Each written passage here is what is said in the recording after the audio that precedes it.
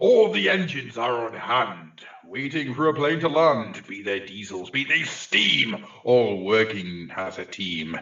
Thomas shall now go to bed with all the rest at the Cadian sheds. But nobody can remember when the steamies worked with Diesel 10.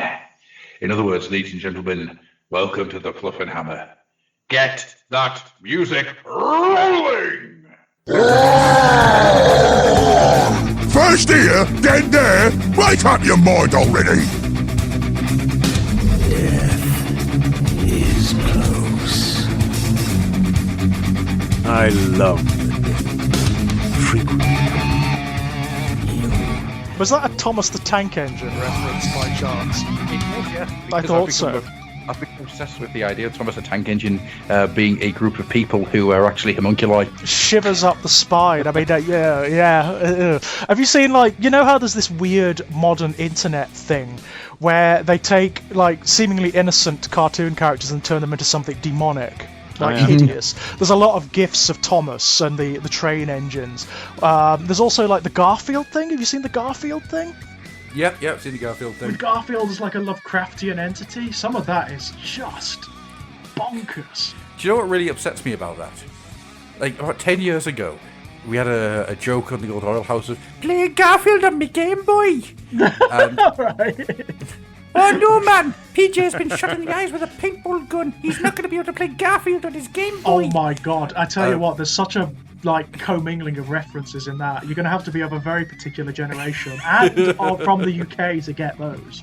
Yeah, very much so. One day I'll tell you all the story of how I was almost on Biker Grove, which isn't a joke. Were you really nearly on Biker Grove? I was nearly on Biker Grove at one point. Oh, me, oh my missed out. god! Wow. So, to do it very, very quickly.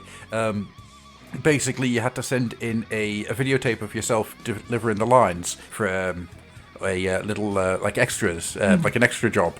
But the only reason that we didn't get it is because my mum refused to drive me through to Newcastle twice a week. To be fair, it would have been a bit of a trek for you.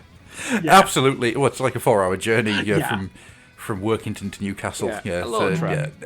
Totally understand. And I should have told her that I'd sent it off. But that's so funny. But I always found it very strange that Game Boy Garfield turned up and is this like gigantic, horrible Lovecraftian creation, and it's like, oh no, man, Garfield's coming at me Game Boy with all of his tentacles. Guys, go and check out a channel on YouTube called Lumpy Touch. Yeah, oh my god, the some of them are like epic, aren't they? They're like 25 minutes long. Yeah, and beautiful. They're kind of great. I've got to say. But why Garfield? Because Garfield is very, very... He's one of those few pop culture characters where there is nothing really bad happened behind the scenes. You know, the creator never really has done anything that you classify as being, horrible. He's just kind of worked away. Garfield's everyone's public knowledge, but nobody really cares about him. So he hasn't gone down like the Rolf Harris route or whatever. No, yeah. But I mean, you could say to somebody who's 80 or somebody who is 5, who is Garfield, and they'll tell you he's an orange cat who likes lasagna. It's ingrained into the pop culture. You ask for any more information than that. You know, what's the other little cat called that he keeps trying to mail to Abu Dhabi? And people are going to look at you and go, what?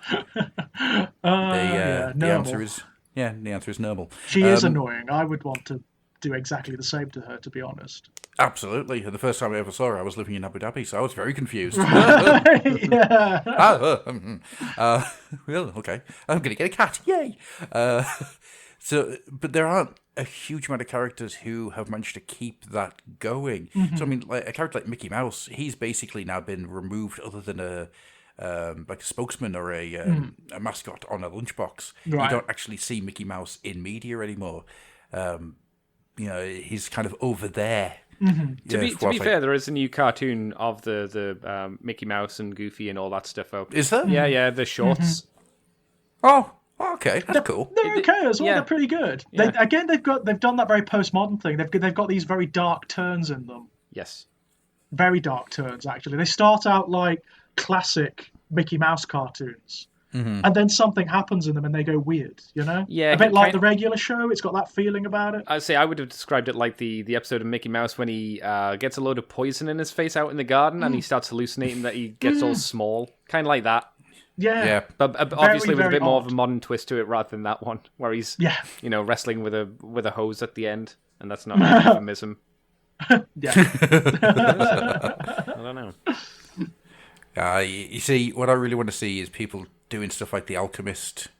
If anyone remembers that one, which is a really old Merry Melodies one. If I said to you a skull and crossbows sign on a bottle of poison starting to sing, you might remember it. Okie dokes. It was made in 1958, 1959, and it is a 8-minute nightmare. I love those old cartoons. Yeah, Oh, yeah. really I love good. them to bits. Yeah, I love them to bits. There's one. There's a series. What's it called? Is it called The Country Mouse or something like that? The little mouse who's on the road. He's basically like homeless. And always sets up in very strange places where very strange things go on. There's one episode where he sets up in a library, and all of the books come to life, and the characters from out of the books emerge. So you've got characters from like Robin Hood, and from Alice in Wonderland and whatnot, and it ends with like the horror section coming to life, and it's really frightening. It's really scary. I've never seen this, and I'm gonna have to. Yeah, it's good. It's really good. Do you want to know something very weird? Right, do you remember the series The Littlest Hobo? Yeah. Yes. Right? Vaguely. You know, there was a two-parter where a scientist was trying to catch the Littlest Hobo because he believed he was a super intelligent new breed and new species of dog that was going to overtake humanity. No. Right? All right. Right? Fair enough. Is that weird? Is that weird? Is that weird? How about this? There is an alternate Littlest Hobo who is a wolf who is actually Loki the trickster spirit. What? Yeah. Littlest Like- Hobo, man. Like It's got lore. associated with the original show somehow. As in, within the show, in the last season, there is a wolf that is going around doing bad things. It's like the evil Leaper from Quantum Leap. Okay. But it's a wolf, but it's actually Loki in a wolf form. Okie dokie. Fine. Okie dokie Loki. Whatever. At that point, it's beyond jumping the shark, isn't it? It's like leaping into the stratosphere, It is leaping into the shark, and then the shark jumping another shark. It's my brain rattles, and don't ask me why I found myself looking at the history of the Littlest Hobo. Yeah, it's sort of- not worth. Edging into like end of Evangelion weirdness, yeah? Yeah, it's.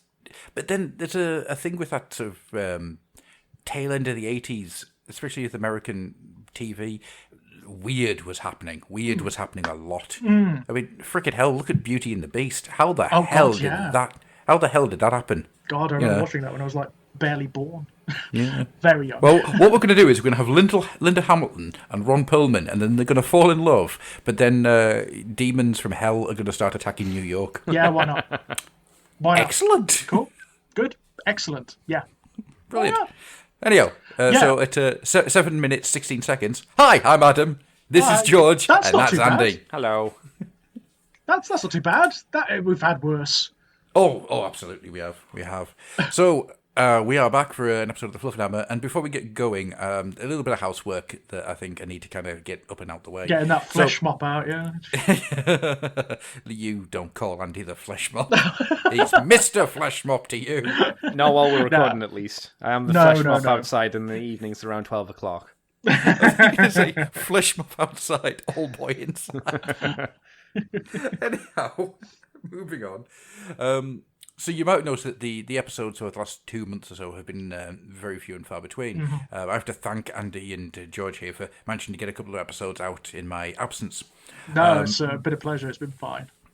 I've had a lot of messages from you guys, and it really has meant a lot to me. And I'm sorry I haven't been able to get hold of everybody and thank them for the responses. It's just been too much going on. But basically, at the moment, I'm having to do a lot of part-time caring for my dad, who is very, very, very ill. I'm hoping that we're kind of in a stable place, and then for the next foreseeable few months at least, we can get a couple of these shows out, because at the end of the day, this is literally my the closest thing I've got to a social life. Yeah, likewise, to be honest. So obviously I'm not going to get into too much details, because that it's not really fair on everybody to drag this into a morose heap. But I just wanted to point out that I have got all your messages, and it really does mean the world to me. We are going to try and get the shows out and get back onto doing stuff, but there will be a point in I don't know how long, where we'll have to go on hiatus again. Yeah. But hopefully that'll be a while off, and we'll see what happens. So that's the horrible part of it out the way. Let's talk about some nice things. God, yeah, there's a lot to talk about, isn't there? I mean, God. But first, Oh, George. Hello, George. Have you been doing any hobby stuff? Have you done any hobby stuff? It's been nearly 3 months. Have you done any hobby stuff? I haven't done any hobby stuff. It's been reading. I'll be honest. It's mostly been reading. I haven't done much in the way of painting or converting or anything like that. I've been reading the last couple of the Solar Wars books. You know, a Saturnine I finished recently which was Dan Abnett coming back to the whole Horus Heresy thing. It was very good. Saturnine is really good. It's basically like, it's an odd book because it's bits and pieces. It's basically like multiple different stories from the Siege of Terra from different perspectives. Loads of different characters all drawn in. You've got Perturabo, you've got Fulgrim, you've got Angron, you've got Abaddon, you've got Horus, you've got Sanguinius, you've got basically all of them are there. Malcador, you know, a lot of the John Grammaticus is in it, you know, a lot of the characters who have been away for a little while from the Horus Heresy series have turned up again on Terra. It really does give you a sense of the scale of this war, because there are certain areas that are from the perspectives of people on the sort of the far-flung shores of Terra who don't really know what's going on. They haven't really been informed, you know? That sounds problematic. Yeah, absolutely. So they know vaguely that Terra is being invaded, but they don't really know by what. They've got like vague rumors of what might be happening as they're moving to sort of like get to the Imperial Palace and fulfill their contract, you know, to actually become part of the defense. But they don't know. They don't know that it's also like a metaphysical war and there are demons and things. They've got no idea. That's kind of fun. That's fun. There's a very good subplot in it involving a group of people who are from the sort of manufacturing plants that are from the what was the African continent, and you follow them for a long time, and you think that they are one thing, and they turn out to be another. That's all I'll say. Cool. It's really quite good. It's well written. The book doesn't have much direction because it's not really building towards anything. You know what I mean? It's just showing you the expanse and the scale of the war. Basically, there's a lot of fun stuff with the demon Primarchs. Lots of fun stuff with the demon Primarchs. I mean, Angron is terrifying, like absolutely terrifying. They just chuck him at the wall. They just don't bother. They just like they're not trying to direct him because there's no point. He's not interested. Him and the World Eaters are just facilitating this constant wave of assault against the wall, and that's it. It's kind of fun. Cool. There's a bit of a fight between Fulgrim and the what's his name, the Imperial Fists Primarch? Dawn, yeah, there's a bit of a fight between those two, which is kind of fun, because Dawn thinks he's won. He thinks he's actually killed Fulgrim, and then Fulgrim is like, well, you see, the thing is, I can't die. And that's basically it, you know. It's fun, you know. Why do I feel that that sequence elicited a giant cackle out of you, George? It is funny. The way Fulgrim treats the whole thing, it's a game. It's a game. He doesn't even care. He doesn't actually care who wins, who loses, does not give a shit. He treats the whole thing as though it's a laugh, which I kind of like. Yeah, I suppose if... It's very on point for the character, isn't it? At this point, yeah. I mean, he doesn't actually care about anything because nothing has any consequence to him. Like, as he kind of points out, can't die, doesn't really care about anything. The whole universe is fun. Fun for Fulgrim, you know? It's good fun. There's a lot of stuff. There's a lot of good character stuff. Dawn is really good in this book. Dawn's a really good character. He's very interesting. You get a lot of quiet moments with Dawn and with Malcador and a lot of the other Imperial characters who have been a little bit diluted up till this point. And that's nice to see. Yeah, absolutely. So what's your if you were a betting man, what are you going to place money on being the payoff to the end of this? I don't know. I honestly don't know. I mean, at the moment, I think there is a danger that they're going to drag it out too far. Yeah. That there's too many books coming out that don't seem to be really feeding into anything, and what they really need is a direction. Yeah. They I need a very legit thought you were clear- joking there, Adam. Like, how is this going to end? I was like, No. what? Yeah, I mean, the thing is, Adam's kind of right to us because they are doing a lot to upend what you assume from the general background. So, the fight that is going to end it all, I don't know. I don't know they're because even going to cover it though. I don't know. I don't. It's so weird because there are sections in this book where you've got like an abstract encounter between Horus and the Emperor, but it's in like a dreamscape. It's in the warp essentially. And they meet as old friends. They're playing a game, like a regicide, which is chess, basically. Yeah. And they talk as though there isn't this pan-galactic metaphysical war happening. And Horus, like, very gently accuses the Emperor of lots of things, like, well, you knew this was going to happen, didn't you? And the Emperor's kind of like, maybe. I'm not, he plays it very coyly, but it does seem to suggest that, yeah, this is all part of like a grander design.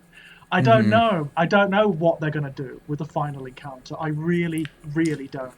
Because I don't think it's going to be as cut and paste as it's happened in the past. I don't think so either. I think that there's going to be something very different. It's going to, maybe a retcon, maybe just a different way of looking at it. I'm not sure, but something is going to be. There's going to be a game changer here. I think so too. Nice. I think it's going to upend a few things. I really do. I mean, we've already had a few bits and pieces. Like I think we already spoke about this, but the notion that the Emperor isn't the only one responsible for the creation of the Primarchs. Yeah. There's a woman introduced in this book who is essentially, if he's the father god, she's the mother goddess. She's Tiamat to his Apsu. Yeah. And Is she a human though, or is she an immortal? She's a perpetual. She is a perpetual, but she's also something else. And it's hard to say what she is. John Grammaticus encounters her, and the conversation between them is kind of elusive and vague.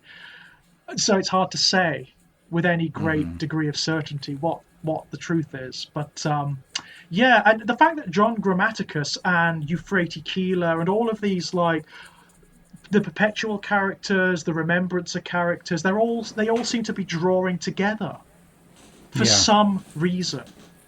And I don't know why. I don't know what the end game is. I don't know what the purpose is here.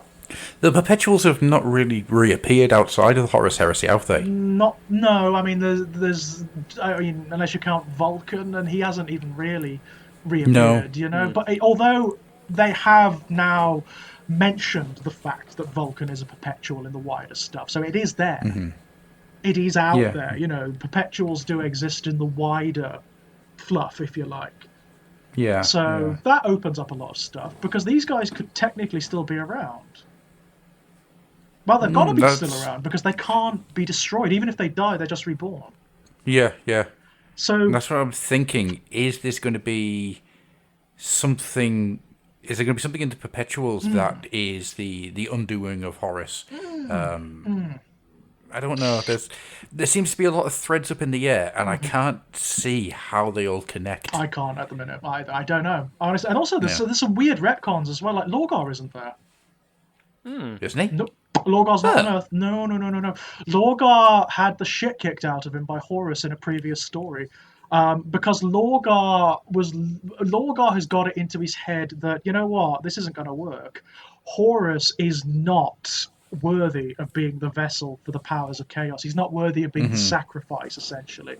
So he tries to take it onto himself. He tries to take that onus onto himself, and Horus realizes and then kicks the shit out of him and sends him off, basically. It's another word bearer. It's a word bearer whose name I can't quite remember, who is leading the word bearer contingent on Earth, who is loyal to Horus. Okay. Which is rather interesting. So where is Lorgar and what's he doing? That's a very good question. Because in the original fluff, he's on Earth. He's there. So, I don't know. I don't know. He's... I always remember Lorgar kind of being there trying to eat his way through the walls of the Imperial Palace. Perturabo is very present. I mean, Perturabo is really good in this book, actually, because this is what he was built for. This is what he was made for. This ultimate siege, the ultimate war. It's for the first time you see Perturabo happy. Oh, that's what you want, a happy Perty. Happy Perturabo, which kind of means that they've got to change his name, doesn't it? Perturabo from perturbed, which he is, perpetually. But what have they got to call him now? Happy Rabo, I don't know. To be fair, it's not just he's sieging against Dawn, who he hates as exactly. well. So it's a double win. Exactly that. It's basically the ultimate siege against like the ultimate siege master is what he was born for. It's what he was created for. So he feels like he's fulfilling his purpose here, which is kind of interesting. He even teaches Abaddon a lesson at one point, which is kind of funny. Abaddon. Oh, please tell me it's his letters. Well, basically, Abaddon thinks that he's seen something that Perturabo hasn't in the siege. And he tries to tell him his business, And Perturabo plays it very close to his chest. He's like, all right, yeah, if you think that's going to work, take a contingent and go and do it. Doesn't turn out well. Because of course Perturabo he knows he's actually projected this, and he's like, come on, Dawn is going to see this. Dawn has already made contingency for this scenario, so I'll send Abaddon off, and maybe he'll learn something. He'll either die or he'll learn something, Oh, I like the idea that how to teach Abaddon a lesson. Will he die? Possibly. Excellent. That's I think that's the way to do it. A lot of them do. A lot of them do. There's a lot of like Black Legion. They're not the Black Legion at the moment. They're the Sons of Horus, who get massacred at that point. Massacred. That's cool. Yeah, but it's interesting. Again, my fear is that it will cascade too far, Yeah. How many books is it meant to be? Is it 12? I don't know. I honestly don't know. But the next one, for example, that's coming up, which is by John French, he was a great writer from the Black Library. I love French's work. It's about the Legio Mortis, the Titan, Knights. The Titans, and I'm kind of like, do we actually need a story about what the Titans are doing on Terra? Because we know what they're doing. I guess it depends if it really adds a huge amount, because it might be nice as like a chapter in a book, but like you say, or a side character kind of offshoot in a book. But unless it adds something significant, is it really necessary? Is I it suppose. really worth it? I question, but we'll see. It might be good. It might be really good. I mean, John French is a good writer. He is a very good writer. Oh yeah, absolutely. Yeah, you don't want to just have books coming out for the sake of books coming out. Of course not. Yeah, this needs to kind of be starting to draw to a close now. And the other thing I've been reading is I went right back to the beginning of the Black Library. One of the first novels I ever read from Warhammer 40,000, which was Storm of Iron. Went back to reread Storm of Iron. Good grief. Which is really good. Really good. It stands up very well. I mean, this sort of takes it right back to full circle, because that was released in the advent of the last 13th Crusade, when it originally happened. That wasn't a crusade, that was just a test. It's very good. It's very good. A lot of the characters who are now staples of the Horus Heresy are in that, obviously. Yeah. Characters like Foryx from the Iron Warriors, who turns up a hell of a lot in the fiction now.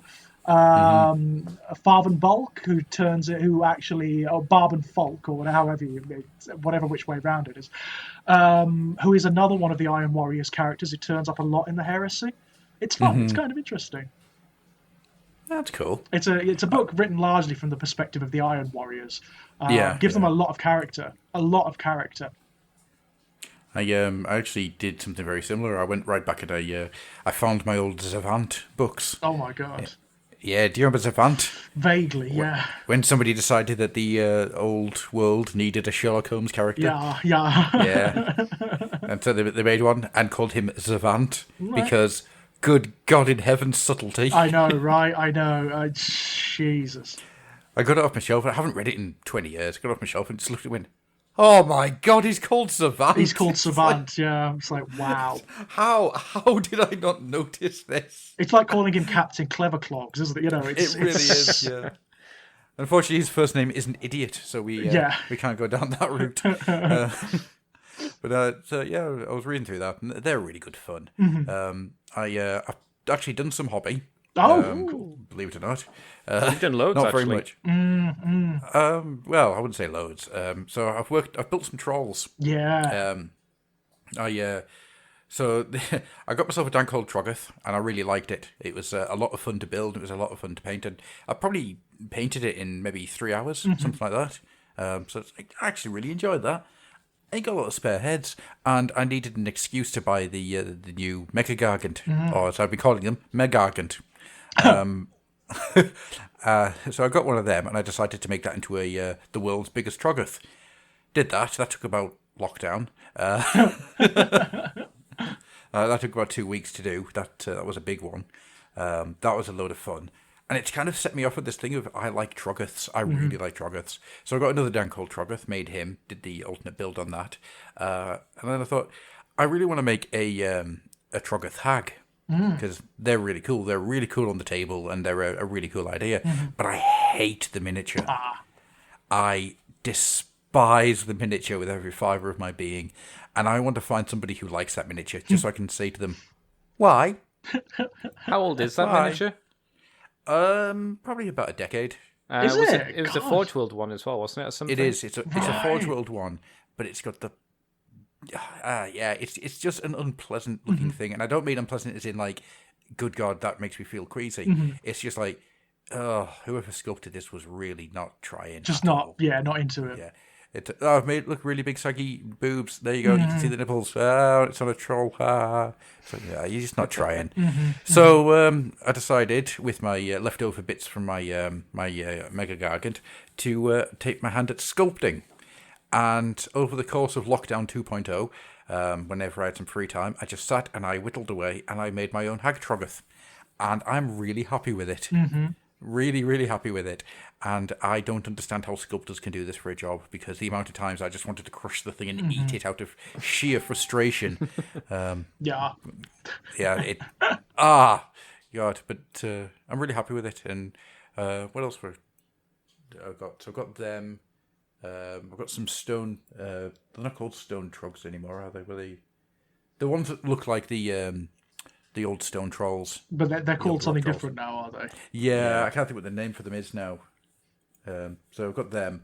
At some point, I'd like to have a go at some of the other ones, like make a Trog King, and make a couple of Chaos Trogs and Bile Trogs. But I really like Trogs. I think they're a lot of fun. Is it possible to I don't know. Is it possible to field an army of Trogs? Oh yeah. A Trog herd. Oh yeah. Right. And what book does that derive from, or books? The Gloomspite. Right. Okie dokes. Because trolls have always been funny in like the fantasy setting, haven't they? Because they were spread across several armies. Yeah.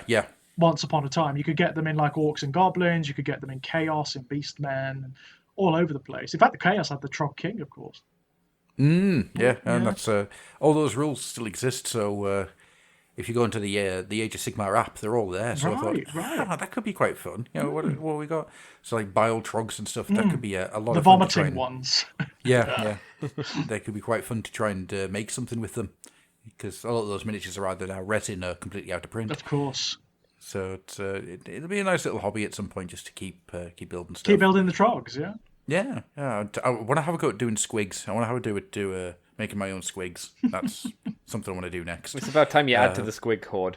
Yeah, I mean, I've only got like 30 squigs. That's not enough. Yeah, that's not enough. No, you need an entire swarm of the things. You need as many squigs as you do Skaven. It's like Nurgle players when they collect Nurglings, isn't it? You know. That just made you sick a little bit, didn't it? It did. It really did. It actually hurt me right in my spine. But the other thing I've been doing, of course, is that, and this is what Andy's been waiting for.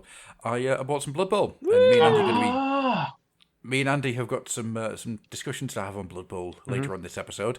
So I bought myself the Goblin team from Blood Bowl, because I wanted to give them all hand weapons and use them as goblins in also grots in my Age of Sigmar army, because they look like mini Iron Jaws. Yeah. So I thought that works really well. Yeah, brilliant. Also, I don't like the rank and file Night Goblins that you get for Age of Sigmar. They're just a little bland in my eyes.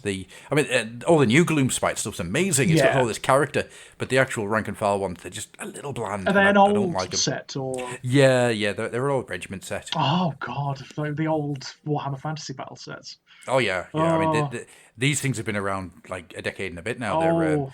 They came out for the Battle for Skull Pass. Oh my gosh. Yeah, so they are old. Yeah, Jesus. Yeah, and you put them next to some of the newer stuff that's come out for the Gloomspite, and they just look so static and dull. And I know there's a load of them, but I like character. I like my armies to. Yeah, I like the idea of when you're playing against me, your eye might be focused on one little miniature in there, and just what is he doing? Yeah, and that's a shame because the Gloomspites otherwise have got loads of character, haven't they? Yeah, absolutely. The amount of character that's in just everything else in the Gloomspite. The amount you could do with them, with the mushroom motifs, the fact they chug all sorts of weird like juices that they've fermented from the mushrooms and whatnot. It could be so much the fact fun. they steal glass, they're constantly stealing glass. Yeah. I love that idea. There's so much fun to be had there. The Bad Moon spoke to me once. Just once. I love him. I love the Gloomspite. The Everdank. It's like, yeah, these guys are great. And the Gloomspite novel is fantastic as well. It's properly horrific. I went into it thinking, oh, this will be fun. And oh, God, this is like nightmare It's actually scary. Oh, yeah. Yeah, this is absolutely awful, and everything that happens to all of these people is the worst things ever. So that's wonderful. But yeah, so I got some Blood Bowl. So I got those guys, and I've kind of built them up. Haven't got around to paint them yet because I need to find some more heads, just so I'm not using the same heads again and again and again. But that's not a problem. But I also saw the Halloween Blood Bowl team. And so I thought, I'm going to grab them and make them into a Frostgrave skirmish band.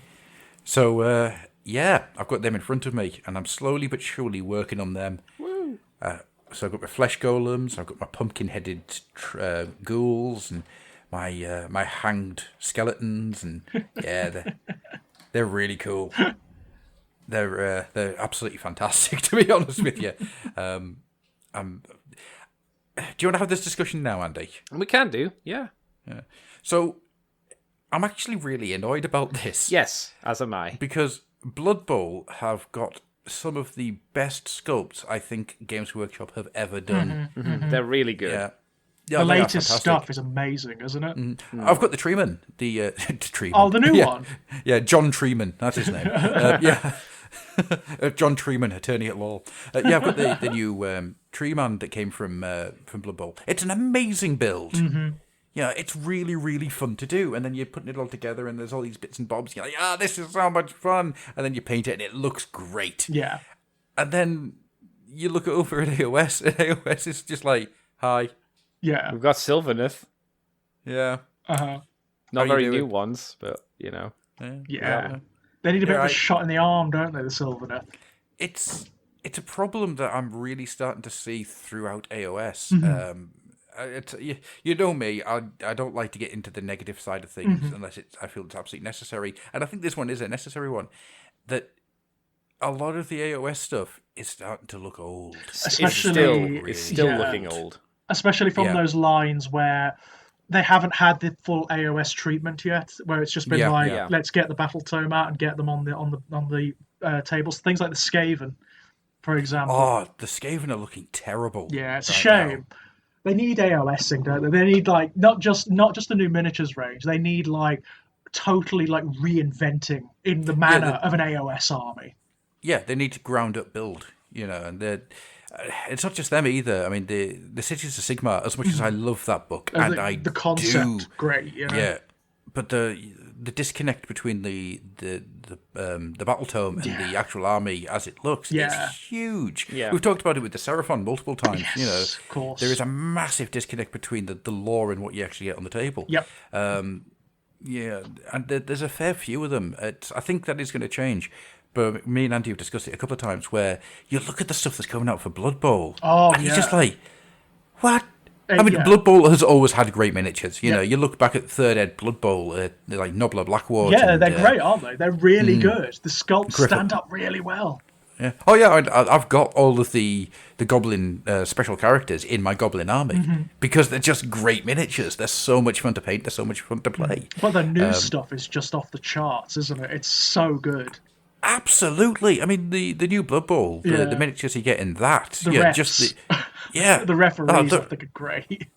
They're absolutely fantastic. You know, I have no intention of playing Blood Bowl, but I think I'm going to be buying a lot of Blood Bowl. Yeah, I know exactly what you mean. I know exactly what you mean. I'm not that interested in the game per se, but the sculpts are just something else.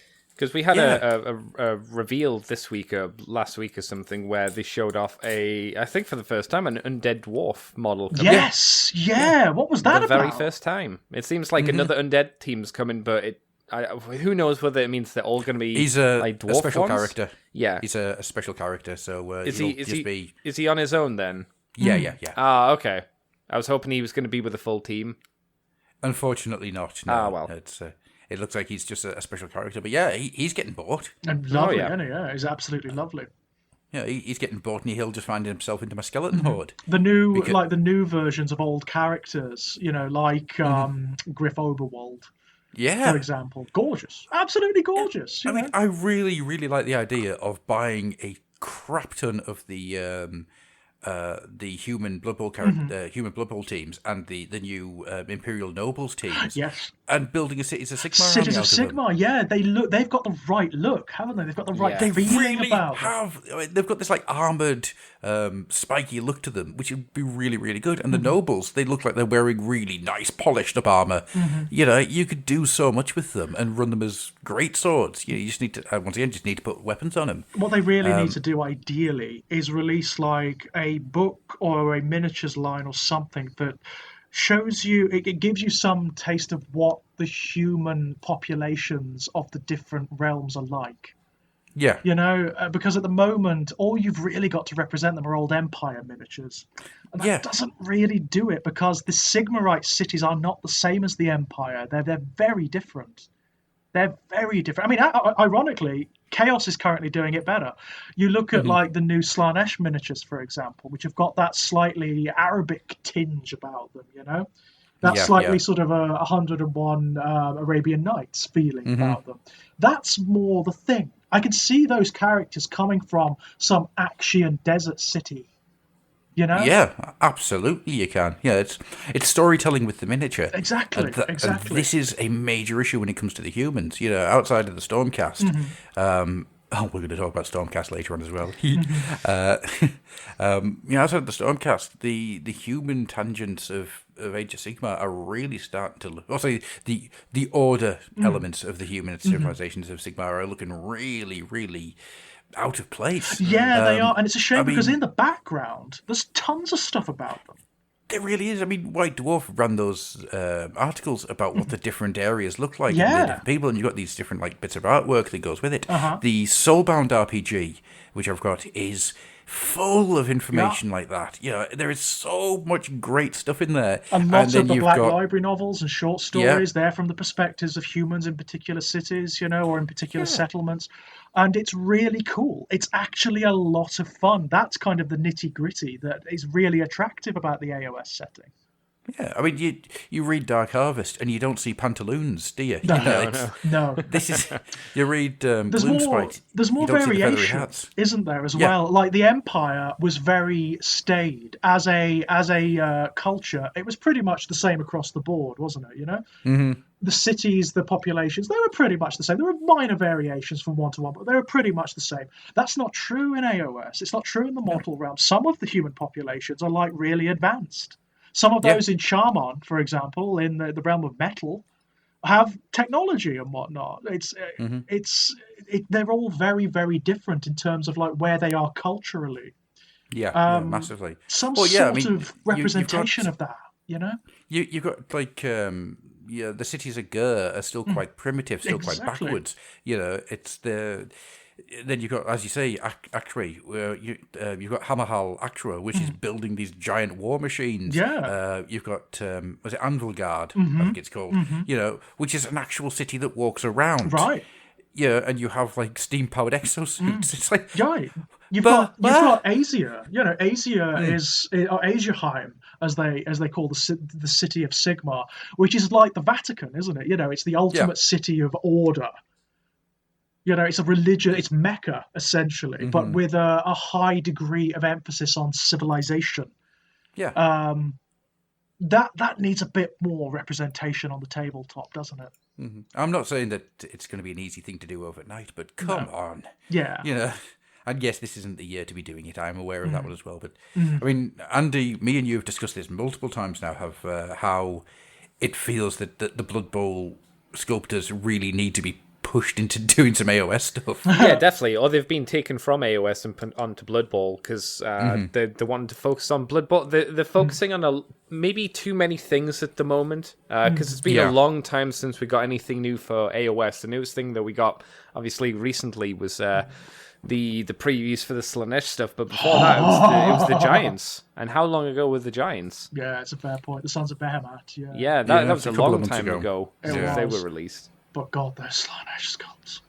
Oh yeah, they're great. Oh my God, that shunted me over. I'm telling you, I'm getting a Mortal Army of Slanesh, definitely. Yeah, that shunted me over. That did, and it was Zigfold that did it. It was Zigfold, that miniature. You know, I've never really liked the character that much up until this point. Yeah, but I like him a lot now.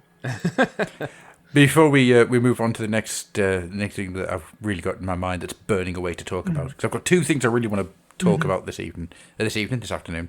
Andy, what have you been doing hobby-wise? I've just been slapping on some more paint onto some Necrons, and yesterday I was putting together 5 or 6 of the Warhammer Underworld's warbands, because I had them for ages, and I was like, okay, if I think it'd be best to just kind of push for them together, then spray them, then pull them apart and paint them that way.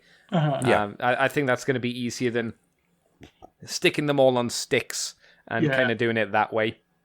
So I've been doing that. Unfortunately, this time of year, it seems my condenser for my airbrush gets a load of water in it because it's too cold where I'm doing it. So I kept wondering why it spat water randomly, and I think I was able to figure out that it's because it runs hot. And I'm in a conservatory which is quite cold, so I'm gonna probably wait until I've got it's a better temperature to do it at. Unfortunately, but yeah, slapping the Underworld's bands together, I was like, wow, I forgot how good all the sculpts were for these things. Yeah. Once again, it's how great are these builds? You know, they're absolutely fantastic. Yeah.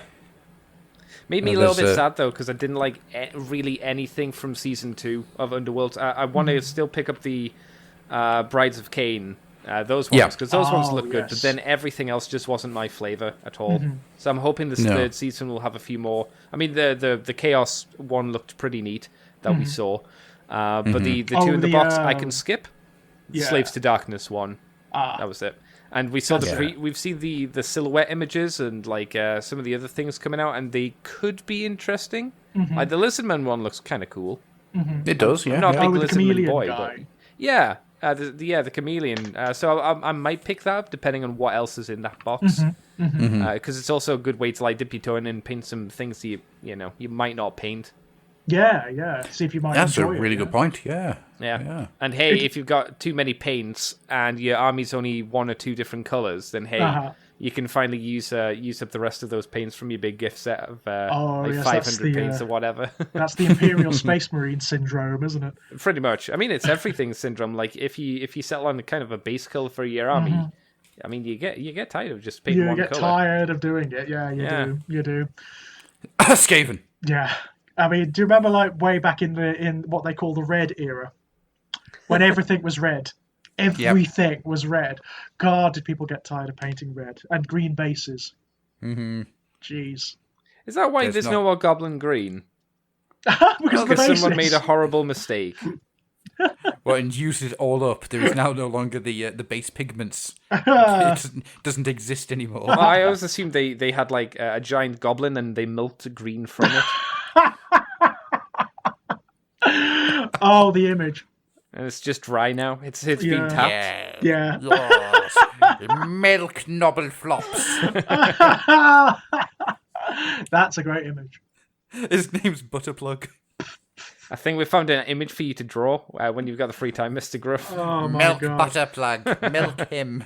Milk him to get your paint. No, I don't want to. I feel uncomfortable. Yeah, very You much are the so. intern. You must do this job. But no, I mean, I love the look of that. Is it the Diachasm army? That's the Slaanesh part of the. Actually, George, are you going to buy that box set because it does have the first Slaanesh stuff, and granted, it does have smelly elves in, but the sure thing is that that something with them. They're the Blood Brides of Cain, and I like them. They're fine. No, it's the Lumineth. They're in it's the set. Lumineth, is it? It's Lumineth versus Slaanesh. I don't mind the Lumineth. They're cool. Okay.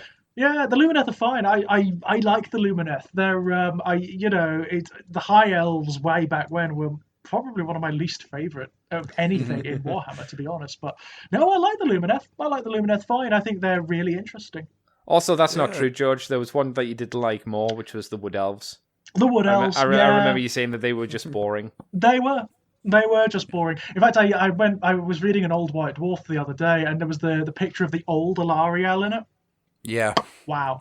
Yeah, I never liked the miniature. Oh, wow. That doesn't go down well now, I can tell you. I think they've done a fairly good job in Total War Warhammer 2 recreating her. She looks okay, but she does look similar to her model. Big butterfly wings and whatnot. Yeah. Not as nice or fancy as the new one, right? The new one's gorgeous. Yeah. I have thought many times I would like to buy that just for the big beetle. The big beetle. Yeah, the big beetle's great. I'd probably like to see if anybody wanted the Alariel. I would like one day to just do all of the god miniatures. All of the ones that are represented anyway. There's got to be a point where we get a Sigmar or like an avatar of Sigmar. If you can if Nagash can wander around, there's no reason why Sigmar can't. Well, never forget the Nagash that's on the table isn't Nagash. No, I know. It's like it's almost a shard of Nagash, isn't it? He just used some dead things that were lying around and made him go blah, blah, blah, blah, blah. And then he's got a body to put part of his consciousness in and it wanders around.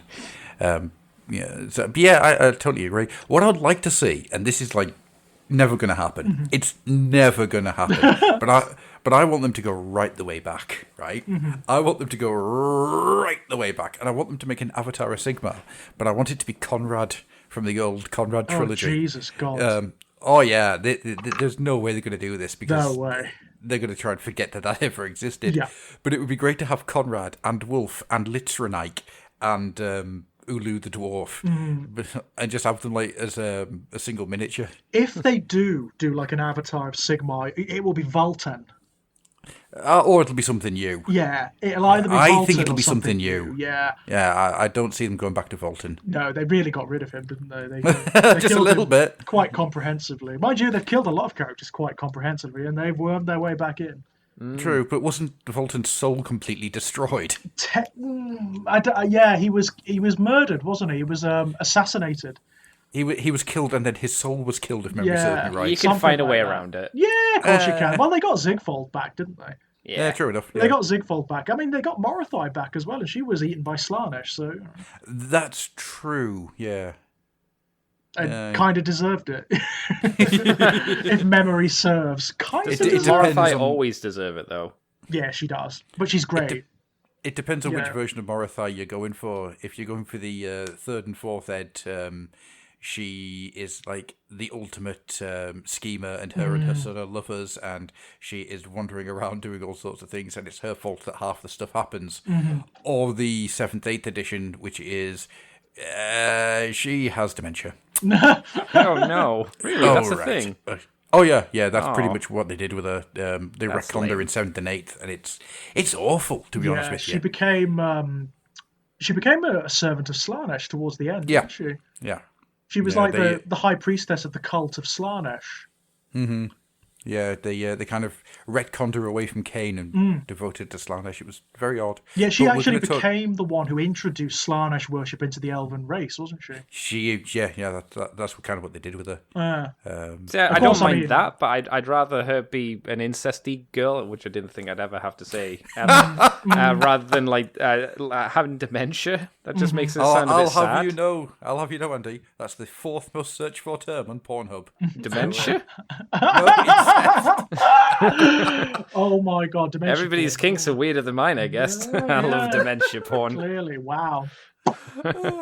Alzheimer's. Anyway, right. Moving on. Wow. So there's two kind of big topics I want to talk about. Both of them are AOSy, and both of them I think you guys will probably get quite a lot out of. So I'm looking forward to having these discussions.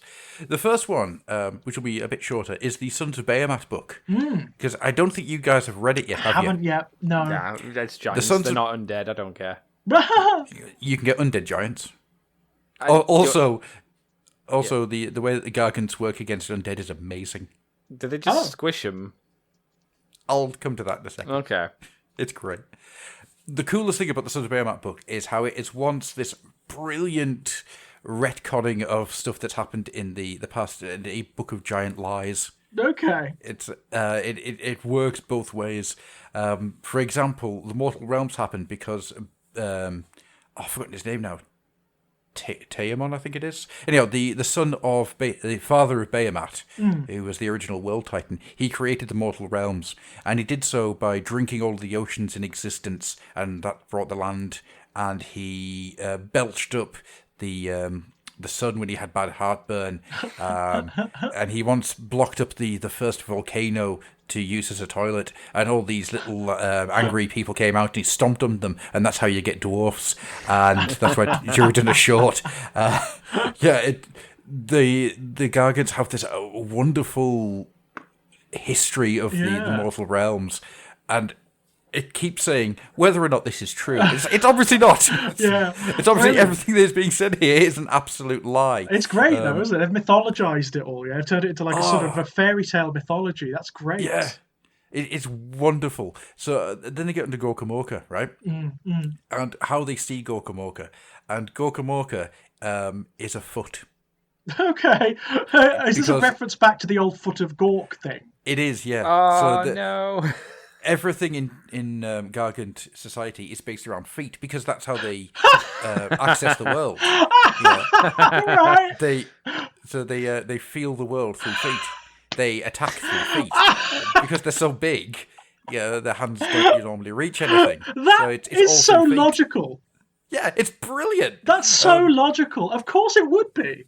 Yeah, so Gork and Morka is cut into two different gods, obviously. You've got Gork and Mork.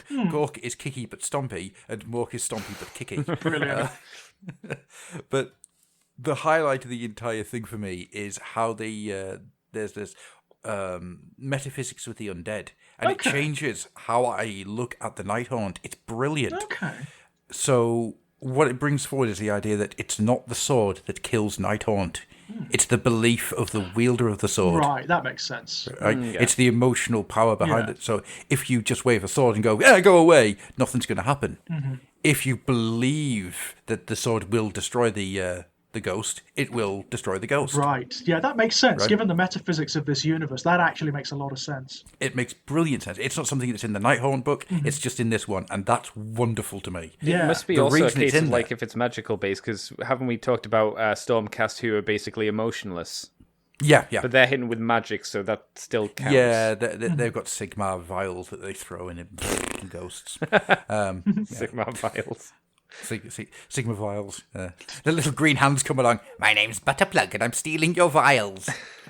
I really like the name Butterplug. I can't help myself. I'm sorry. Butterplug the Goblin. Watch me dance. But there was a Gargant who he just thought he had to stomp on them, and as he stomped, he they just went right through. The ghosts came out the top of his foot, and they brought him down. Right. So this story then goes through the Gargants. Oh no, they don't die when you stomp on them. And it created a species-wide fear of the Nighthaunt. Right? Which meant they couldn't hurt the Nighthaunt. Oh. As a species, they were massively vulnerable to Nighthaunt. Wow. Lady Oleander was like wiping out Gargants left, right, and centre. Right. Okay. They couldn't physically do anything. All they could do was run. These giant monstrosities were just running from ghosts. These tiny little like boogies. They were just like boogie, boogie, boogie, boogie. And it took one Gargant who hadn't heard all the stories. He just like walked up to Lady Oleander and stomped on her, like, got rid of her. Ignorance, eh? Yeah, and that started the fight back. That gave all the Gargants the fire in order to believe that they could do it again. Awesome. But they were pushed almost to extinction. Wow. Yeah, Right, it's right. It's incredible. It's like, this is brilliant stuff. This is more of this. Yeah. Is that a reason why you can't field a lot of Gargants? Because you can use the lore excuse that there aren't many left. Yeah. I mean, they also like attack each other and stuff. The coolest, another really cool little thing is there's a Gargant called the Kraken Eaters. These are the oldest Gargants. They're like hundreds and hundreds and hundreds and thousands of years old. And the reason they're Kraken Eaters is because they go into the water to help ease the joints. Okay. And it's like, that's brilliant. So yeah, that's why they keep fighting Krakens. And that's why, and I love this as a little throwaway moment, Krakens keep turning up with bite marks on their side. Which is a wonderful little throwback to the whales that used to, the stories of whales washing up with big, like, chunks taken out of them. It's like, because they were always meant to be taken out by the Kraken, weren't they? It's Right, cool. Yeah, I like that. Brilliant stuff. And the thing that you get to understand the size of Behemat, by which I mean Behemat is too big to comprehend. Yeah, he's like beyond continent scale, isn't he? He's huge. Yeah. Well, there's a little short story bit where during the final fight when he's been corrupted by Archaon, yes, they're getting ready for him waking up, and then his eye opens and they just look at it going, I thought that was a mountain. It's an eyelid. Right. Oh dear. But the reason that the Gargants, the Mega Gargants exist, the really big new ones, is because they're all vying for the position of World Titan. Right. So okay. when Behemat was killed, it left a God Beast whole, which means that any God Beast that dies, there's a species that is trying to fill it. Oh, okay. Right? So there has to be a World Titan, and that's why these Gargants are getting bigger and more vicious and more intelligent. It's because they're trying to... One of them will eventually become big enough and strong enough to be the World Titan. Oh, interesting. Are they Highlandering it? They kind of are, yeah. Okay. There always has to be one, to paraphrase it. And that's just a wonderful bit of metaphysics. It is, isn't it? If you look at that from the point of view of the other God Beasts as well, I mean, there's a couple of God Beasts that were killed. So does that mean that eventually there's going to be other species starting to turn up that are going to be taken over from them? It's good a War of the God Beast kind of campaign at some point, where you can buy God Beasts and they're deliberately going after all of the other armies in the world. Yeah. It's also a very good way of introducing new races, isn't it, into the new armies and whatnot. So... I mean, Ignax, the mother of salamanders, she was killed by Grimney. So does that mean that the creatures that the Fire Slayers roll around on is one of them trying to get to that position of being the mother of salamanders? Could we have at some point like an entire army of like lava fire-based creatures, Yeah, some kind of like elemental fire thing, It's fun. It's entirely possible. It's one of the things I really like about the Sons of Behemat book is not what it tells you, even though it tells you all this wonderful stuff, but all these mechanics that are happening in the background that you kind of start thinking about. It's so... Ooh. That's very cool. That's very cool. I've got to read this book now. It sounds great. It is. It's absolutely wonderful. And as I said, the feet thing is so funny. That got me. Because it's the logic that makes it funny. Yeah. It makes so much sense. It makes so much sense. And then you're like, yeah, well, obviously. I should have brought the book with me because there's stuff about the Oryx in there which had me proper belly laughing. It's just so funny. But the stuff about the Nighthaunt, I really wanted to tell you guys about that because it's wonderful. Well, it's really good, isn't it? Because it not only expands the history of the Sons of Behemat, it also expands the history and the nature of the Nighthaunts as well. So it's cool. You get a lot more of the idea of what it takes to bring these things down. Yeah, and obviously, like a Gargant, it's just like da da da da da, and then a couple of ghosts swim into it and send it into complete body shock. That's amazing. It's the stuff like that, the little details that upend or alter the metaphysics a little bit. Yeah. I love that. And AOS does that a lot. It does. It's every book usually has some kind of maybe not a throwaway line, but a bit more of the puzzle for something else. Something just introduced where you're like, oh, okay, so that's how that works. Mm-hmm. It's very clever. It's very clever stuff. Yeah, I mean, the Lumineth book told me that Tyrion isn't being helped by his brother at all. He's just resurrected a dead brother, and he's just wandering around with him on a stick, perhaps. Yep. But there was another book that came out, wasn't there, George? There was, which you convinced me to pick up. Yeah, before we go into that, you convinced me to pick it up. Those messages where you were so excited. I was like, yeah, you know what? From what I've seen, I've got to read it. And whoa. Whoa. But I think before we get into that, Andy, have you seen anything of the Broken Realms Morathi book yet? No, nothing at all. I don't really have time to do a huge amount of reading, so no. Do you mind if we go like neck deep into spoilers? No, go ahead, because like I say, unless it's on an audiobook, I'm probably not going to be able to get to it. Big warning to everyone else out there, by the way. We are going to spoil the hell out of this book. If you haven't read it. I intend to get in neck deep into this because... But read it. Please go.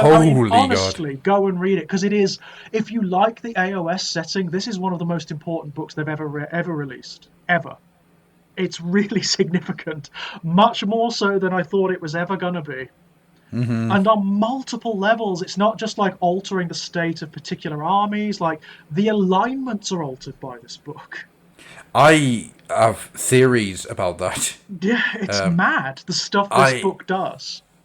Yeah, there's stuff happens at the end of this which I want to get really into and what that means. Wow. I mean, first of all, Morathi. What a character she is, eh? She's so good. She's so good at what she does. Yeah, and not only that, we're kind of getting this massive... not a retcon, but we're getting blanks filled in from the history of Age of Sigmar, where Morathi has been involved and getting into different things. She has been up to stuff behind the scenes from the very beginning, you know, and she has manipulated and just like tweaked and pushed and wormed her way into things. She's absolutely brilliant. I've got to say, I've got a lot of time for Morathi after this book. Yeah, This is book one, by the way. This is book one of the Broken Realms. One of the biggest spoilers, by the way, guys. This is Morathi's. It's not her end game, but it's like the culmination of the first stage of her big plan. So up until this point, she's been trying to take the place of Cain. She's been trying to become a goddess, and guess what? She does. She manages it. She actually succeeds. And the means by which she does it is nothing less than breathtakingly brilliant. Breathtakingly brilliant. Yeah. So shall we start from the start and just work our way through? Because there's so many stages to this that I really want to get into. It's hard to know where to go with it, isn't it? I mean, it's hard to know where to go. The fact that, I mean, first of all, you've got the political status quo, where Morathi, she's part of the hosts of order. So she hobnobs with the likes of Sigmar, the likes of Teclis. They don't fully trust her. No. And with good reason, as it turns out. Well, yeah, it's not like she goes off and fucks everybody over. No, not at all. Bloody hell. I mean, even before that, so, you know, the fact that Morathi has been sneaking souls out of Slaanesh that nobody else knows about. Right. Hiding them in the realm of shadow, and she's been sort of adding a bit of her own essence and a bit of the shadow magic into them. Yeah. So we know what these are. These are the shadow elves that keep getting mentioned. Exactly. But then how does that connect into Malarian? Is there going to be... Malarian. However you pronounce it. Is that his shadow elves, or is there going to be two different types of shadow elves? I think this is the introduction of the shadow elves. I think Malarians are going to be very similar in nature and tone, you know? Yeah, it's either going to be Morathi's shadow elves or Malarian shadow elves. It'll be the same miniatures, obviously. Yeah. Just different battle. I think so. Battle plans and whatnot. That makes a lot of sense. But the fact that this has been happening, and the fact that she has basically been... I'm trying to work out a way of putting it. She's been around since almost the beginning. Oh, yeah. Well, I mean, I was thinking about this recently. You know what? She is one of the oldest entities in all of AOS. Yeah, she is. She's one of the original elves. One of the original elves. She was around when Anarion was around. Yeah, well, the first Phoenix King. Yeah. The first Phoenix King. So, and she's older than him. So she is actually one of the oldest entities in all of AOS. Yeah. She's older than Nagash and Sigmar by far. She's older than Teclis and Tyrion because they're the sons of Anarion. So she is one of the oldest creatures, barring the Chaos Gods, who are older than her. She's one of the eldest creatures. Yeah. Interesting, eh? Yeah. It's the entire sequence where you've got... I'm trying to remember if it's Malarion. Can you say his name for me, please? Because I'm struggling. Malarion. Yeah. Thank you. I keep trying to say Malekith, and I know that that's not his name anymore, and it keeps getting stuck on my tongue. It used to be. Yeah, it's very weird that I keep trying to revert back to the original. He's now Lazy Dragon Boy. Just having a sleep. That's exactly what he's been doing. He's just watching episodes of Butterplug the Goblin on his TV. So yeah, he kind of kicks around for a bit, and then she gets regurgitated by Slaanesh. Yeah, she gets out, doesn't she, essentially? Yeah, Slaanesh gets some really bad heartburn, some indigestion. She sneaks out because who else is going to get out first? You know? Yeah, right. She's been pushing against it. Discovers that she has been horrendously changed by the experience. I wouldn't use the word mutated because I would just go for change. I mean, physically and psychologically. I mean, she's been traumatized. Oh, yeah, absolutely. In the body of Slaanesh, she's experienced things that would drive anyone else absolutely beyond insane. Mm-hmm. And the fact that she now comes out and she's got these two forms that she can switch and swap between, that becomes very important later. And she then integrates herself into almost every major political event in the Age of Sigmar. And every society. It's casually mentioned in this book that, there are holds and temples of the Blood Brides of Cain in every city. They're everywhere. You know? She's a liar even to her own people, isn't she? They all think that they're worshipping Cain, and Cain is dead. Yeah, Cain, the she god, actually has his heart in a little box that she keeps. He cannot be resurrected. He's dead as doornails. If there is one god who is not coming back, is Cain. He's gone. Yeah. And any energy that's coming from her worshippers is going to her. Yes. Not to Cain. Yeah, for her endgame is legitimate godhood. Yeah.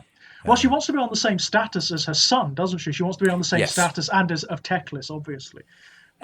She wants to be one of the big players in the Age of Sigmar.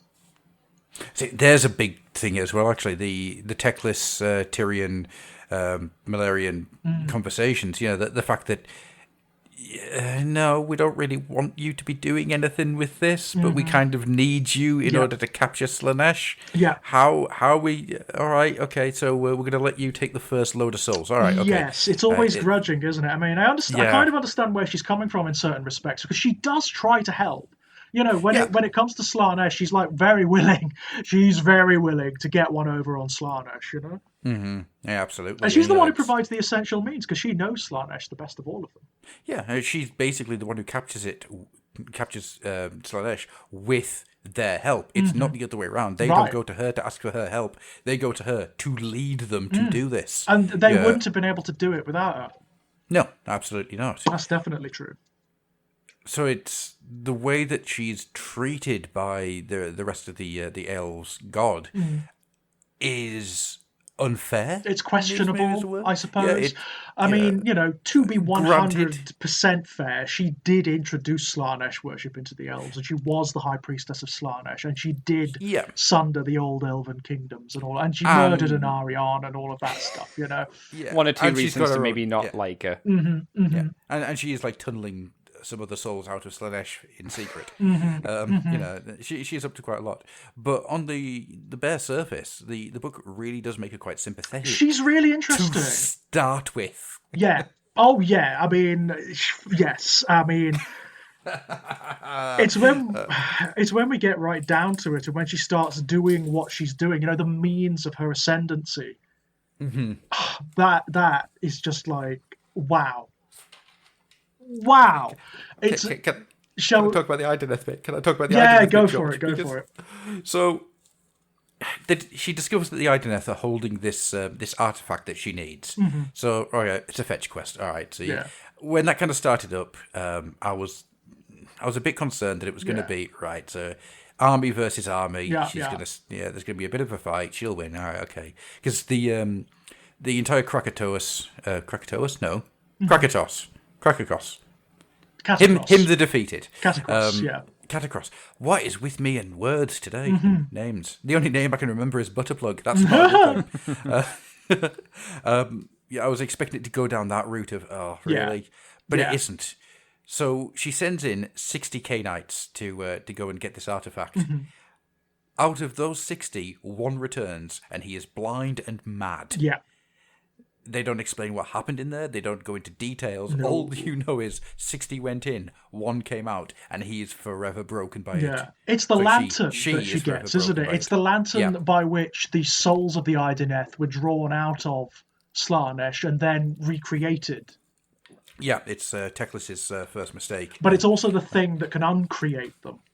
Yes, absolutely. It's a very scary artifact for the Idoneth. But yeah, Morathi, man, in this book. She's amazing. She really is. I was saying before, she for the first part of the book, she is driven. She is probably a horrible egotist, isn't it? Oh yeah, like beyond any notion of narcissism or psychopathy. Yes. Oh yeah. Well, she wants to be a god. Yeah. But also, I can see the reasoning that so can does things. Because of the history the character's got. There is this history of abuse and trauma and disappointment and despair, isn't there? And it kind of makes sense why she wants to be on this status, yeah? Yeah, it's pushback. Yeah, essentially that's it. And it's like the scheme is like millennia in the making, isn't it? Oh yeah, it's sort of one and done idea. This is cogs within cogs within cogs within cogs within wheels within wheels within cogs within wheels within cogs within. And I tell you castles, what, she gets, and she really does. I mean, the way she's manipulated it all, the way she's orchestrated it, is so that she gets one over on everyone. Yeah, Sigma and the Stormcast, she cons the hell out of them.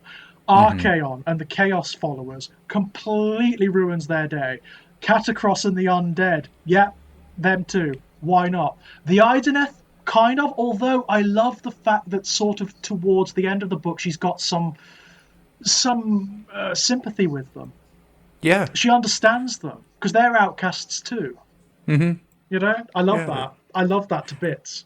I thought the entire sequence with Catacross was really cool. I loved it. The diplomacy of it. I love the fact that Catacross is a sane character. He's a reasonable character. What Morathi effectively does is she orchestrates the Sigmarite hosts to invade the 8 points, which is madness in and of itself. It's absolute madness. But in order to distract the hordes of Archaon, she sends emissaries to Catacross. And says to them, and they basically, the book basically tells it like this. They say to him, look, it's not an alliance, all right? We know you don't really like any of us, but look at it this way. You'll get one over on Archaon, who stabbed you to bits the last time you fought. And also a lot of the Sigmarites are going to die as well. So for you, it's win-win. And Catacross is like, yeah, all right, we'll do it. Great, fine. And he does. It's really good. I love the diplomacy of it. You know, there's more diplomacy between the races and the armies in AOS than there ever was in the old world. Oh yeah, absolutely. Way more. There's loads of fun little bits of metaphysics as well. So there's a point in it where the Stormcast realise that what's going down in the 8 points is really bad. It's not going to go well for them.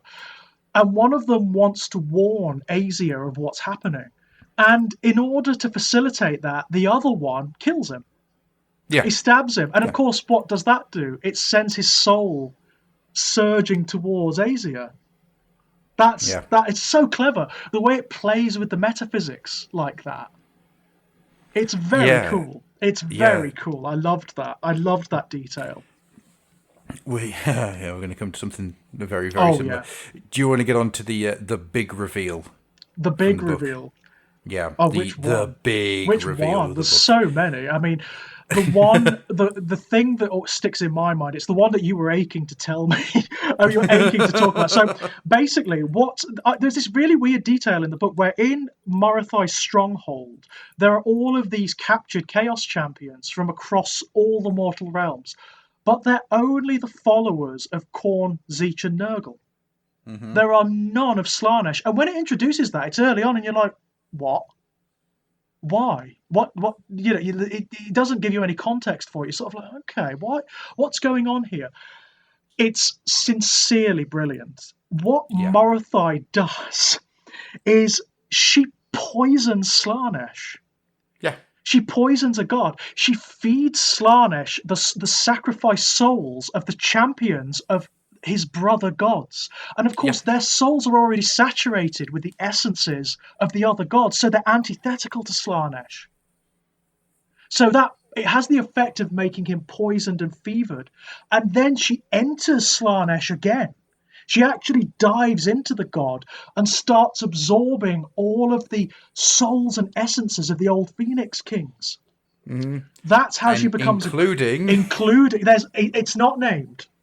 I will say this: the last soul that she comes to devour, all it says is that she has some sense of recognition with him, that she knows who he is, and she has these fleeting memories of a past together when they were happy. It's Anarion. It is. It's Anarion. And Anarion almost stops her. Yeah. He almost stops her, but he doesn't quite. What he does is he changes the nature of her ascendancy. So she succeeds. She actually succeeds. She not only poisons Slaanesh, she actually does become a goddess. She absorbs the essences of the Phoenix Kings, and she becomes Morathai Kane, the goddess of blood. However, because Anarion strikes her with his sword, when she emerges, she's in two forms. She's one soul split between two bodies. So now there's Morathai Kane, the goddess, and there's also the other version of Morathai. The Shadow Queen. The Shadow Queen. The serpent form. So she now occupies both states at the same time. Yeah. It's awesome. That's big. The way she poisons Slaanesh is genius. It is. It's incredible. The idea of there's a bit more to the story that I think is absolutely brilliant. There's loads of prophecy. Stuff. There's a prophecy that a high priestess of Slaanesh was going to be able to free the goddess. The idea of the Ideneth coming to attack. So they think that that's what she's doing. They think that she's about to free Slaanesh from everything. But of course, they're not aware of the sheer amounts of madness and ego that Morathai has. So when she uses the prophecy, half of the prophecy to walk inside, and then starts poisoning him. Right. That's brilliant, because when did you ever see a prophecy get used as a weapon like that? Right. Yeah. Yeah. In storytelling, a prophecy is followed till the end, or it is destroyed. It's never used halfway in order to get what you need. Right, so she is aware of it. I've never seen that before. It's really cool, isn't it? She's aware of it, and so she uses it to facilitate her own ends. Yeah. Absolutely brilliant. And not only that, she also simultaneously fulfills it. Yeah. It's out really... of interest, how does splitting her into two forms weaken her position? Because it sounds like Anarion made her stronger, like giving her two different forms. But he didn't intend that. He was trying to stop her. He was trying to kill her, essentially. But it didn't work. She was already... Okay, so I thought when you were talking about it that you meant he succeeded in like not making her as powerful, but instead of doing that, he made her more powerful. Yeah, by accident. I think that's what he did, yeah. He basically split her in two. But it hasn't stopped her ascendancy. She is now legitimately amongst the pantheon of the Old Realms. Morathai Kane is the new goddess of the Old Realms. Yeah, because when she came out of Slaanesh, she absorbs everything that was the essence of Kane. Everything that's in the Iron Heart and all the belief that's been sloshing around. She absorbs it all and ascends. She becomes a full-blown god. What I find interesting is we don't fully know what the Shadow Queen is. Not yet, no. No, Morathai Kane is the god, the goddess. The Shadow Queen is another goddess? Is it... the Shadow Queen is just like the reflection of her. It's all the dark elements of her that were cultivated inside of Slaanesh. I think that's what it's getting at. I think, anyway. It's going to be interesting to find out. Yeah, right. Because the idea that you've got this monster that's going to be. I assume that you take them both on the table at the same time. That's right. And also, any wounds that are attributed to Morathi Kane go to the Shadow Queen. So you've got to kill them both. Yeah. Which is hard. Yeah, that's brilliant. Yeah. But then you get something really interesting happen. So you've got these two split. She wanders off. She absorbs Kane, and as Slaanesh is there, lying, going, "Oh, me tummy."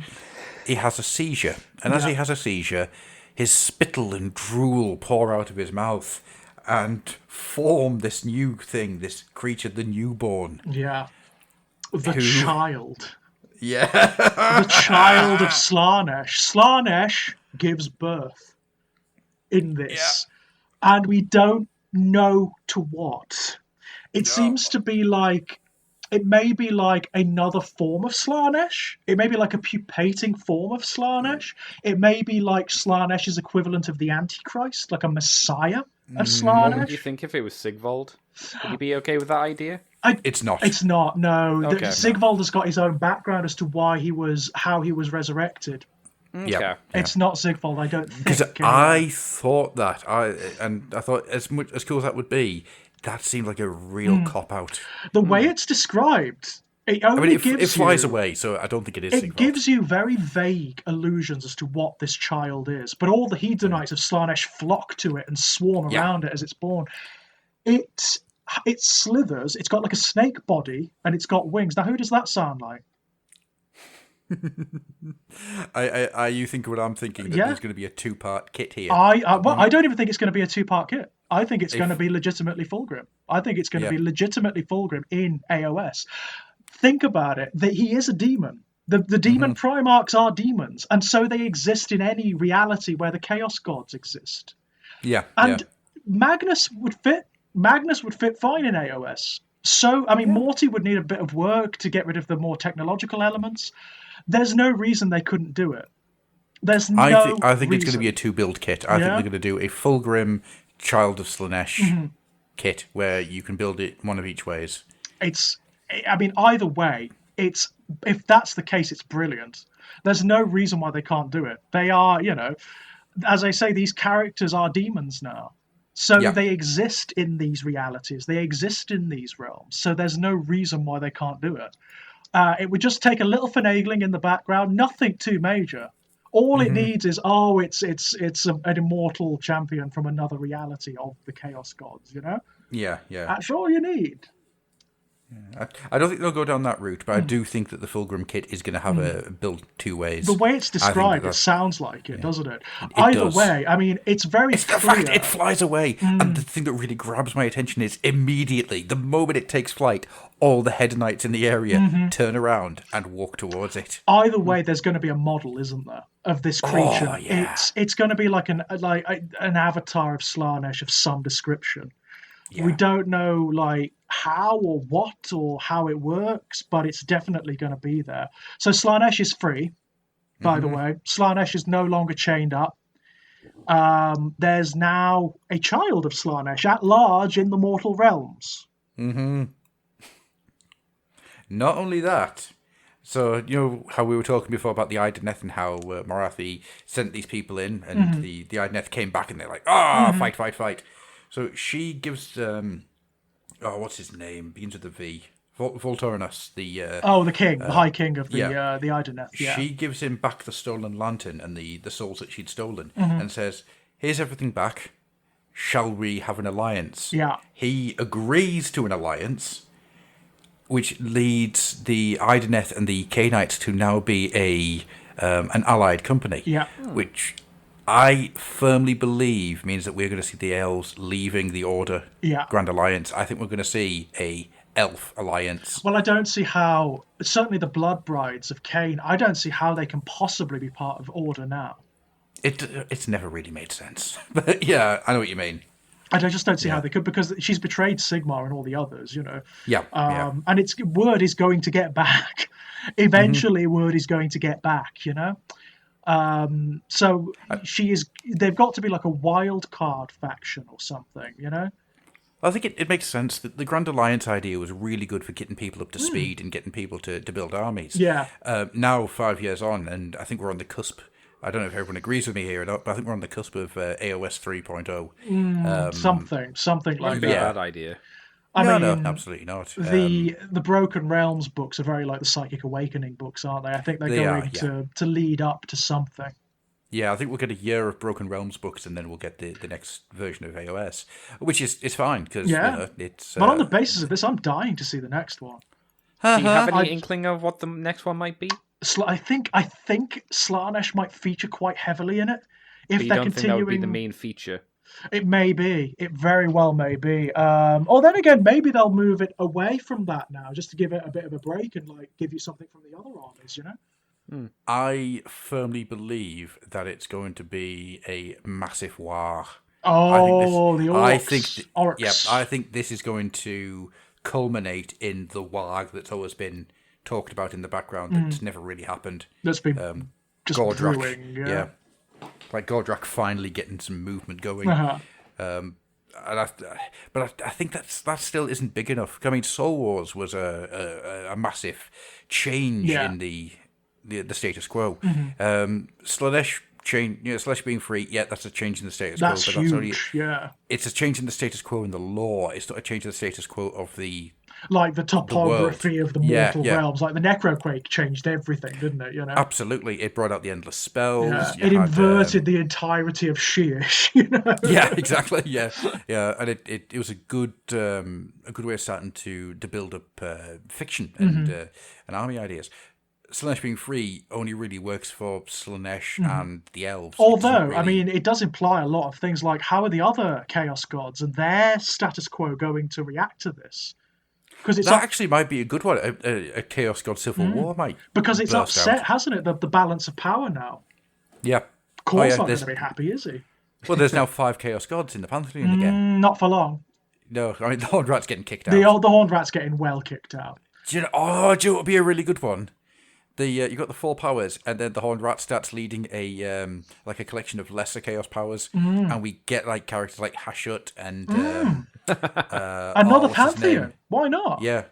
Oh, what's the other one's name? The one that got completely forgotten about. Begins with an M. Oh, you mean Malal? Yeah, Malal. Yeah, it starts bringing like Malal God back. Almighty, Malal. Jeez, or Malice, as I believe he's now called. Yeah, Malice. Because they can't call him Malal anymore because of copyright reasons. Oh, really? No. Yeah, the guy who created him left Games Workshop and still has the ownership of that. So they call him Malice now. Yeah. So if you did something like that, that'd be quite a cool one, and that would be big enough to change everything. Yeah. Everyone else is just trying to get out the way of a Chaos God Civil War. Is that the 4 powers take on these newcomers? I'm just very interested to see how they respond. You know, I mean, Zeech already knows. Zeech orchestrated the capture of Slaanesh. He also orchestrated. He's probably also orchestrated the release. Just as planned. Nurgle is an interesting one. I don't know what his entire position on Slaanesh is, but he's certainly not as opposed to Slaanesh as Khorne is. You know, he'll probably be quite happy. You know, he'll be jovial about it. You know, someone new to play with. Yay! Khorne will be really narked. Like really unhappy about this. Yeah, he's not going to be pleased at all. I could definitely see one of the books being a war between the Hedonites and the Blades. The Bloodbound. Yeah, the Bloodbound. Definitely. Because they're not going to... I mean, Khorne isn't going to take the birth of the Slaanesh child lying down, is he? Oh, no. No, I think that's going to be Khorne going on a hunt. Yeah, I can imagine it being Khorne hunting himself as well, not sending people out to do it. Or some high avatar of Khorne, like a really powerful bloodthirster or something, you know? Like Kabanda or someone like that, you know? I was hoping you'd say Kabanda. Yeah. Well, he's one of Also, the highest, it's a isn't great he? name. Yeah, it's a good name. It is a good name. Yeah. One of the big ones. There's something about this book which I'm going to have to throw out there. I get the feeling that you probably didn't have this issue, but I found it really difficult reading the first time through. Oh, really? Not because it's badly written, just because of how dense it is. There's a lot. We have given a very cut down, slimmed down version of what this book is. There's so much. The point of Morathai's ascendance is only like halfway through, isn't it? Oh yeah. So there's loads of other stuff before that. But it was the second time I went through it that I kind of realised something that I didn't realise the first time through, and that's it ends that she's conquered Anvilmar. Yeah, she's taken the city, and also in the most brilliant way. Mm-hmm. The way she comes marching in as though it's like she's like a visiting dignitary. Mm-hmm. And she's like, oh, me, no, there's this fog that's rolling in that seems to be killing people. Nothing to do with me. It's brilliant. It's absolutely brilliant, and it takes like the Sigmarites ages to get their shit in order and to actually do something. And by that time, it's too late. Obviously. Did you notice what she named it? She named it. What was Harkeron. It? Harkeron, yeah. Harkeron. Mm-hmm. Oh my god, that's good. Mm-hmm. And the thing that I really enjoy is the very, very end with the Stormcast being imprisoned. What was that about? Well, that's Malarian getting involved, Is it Malarion, though? Because this guy seems to have some connection to the vampires. Well, I'm hoping, because it's funny you say that, I'm hoping that my idea that the Grand Alliances are going to get dropped. Yeah. Because I think the vampires need to be their own thing. Yeah. I don't think they work in the Grand Alliance death. Right. I think that they need to be their own thing in order to push back against Nagash. So like the old Vampire Counts thing, yeah? Yeah. So I think... Bring back the Necroc! Yeah. I love them! Oh, that'd be so good, wouldn't it? I mean, I love the von Carstein style of sitting around in fancy clothes and actually being a really good ruler. As like Vlad was. Like Vlad was, away. Yeah, Vlad von Carsten was the best thing to happen to Sylvania. Mm-hmm. Mm-hmm. Absolutely was the best thing that happened. Was probably a better ruler than most of the Elector Counts, let's be fair. Well, there was no corruption. Yeah. Well, how could you? How could you be corrupt in Vlad's aristocracy? There was no corruption, and when bandits turned up, he just killed them. He protected everybody because they were his food source. In all ways and means, yeah. So I think what we're going to see is we're going to see a return to the ally sheets where each army has a list that they can take as allies. Yeah. That would make sense now. I mean, the thing is, there's always been tension between the vampires and Nagash. I mean, Manfred chafes massively. It does. And when you have Manfred as a Mortarch, it always feels a little plugged in. Yeah, because he is not loyal to Nagash. Only Neferata. Neither is Neferata. No, both vampires. Mm-hmm. Yep. And the flesh eater courts, they're not really loyal to anybody, are they? They're too mad. they're living their own lives at the moment. They're fine. So it would make sense for there to be like a Vampire Counts book, as in the days of yore. I would. Don't we have a hint at this as well? Because weren't people suspecting that maybe one of the symbols for the Underworld's book, or the Underworld's warbands, was a Vampire Counts looking thing? Ooh, how interesting. And there's been a couple of pictures that really look vampiric. Oh, how fascinating. That would be a great new book.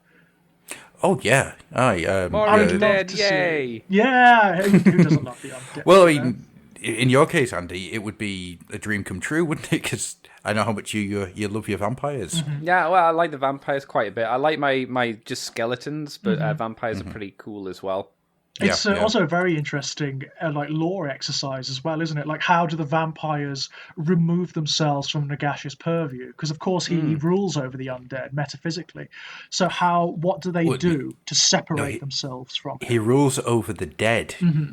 Right, this is an interesting thing where, yes, in the old world, Nagash was the ruler of the undead. But in this, he's a god of the dead. Mm-hmm. If you do not die... he gets very annoyed.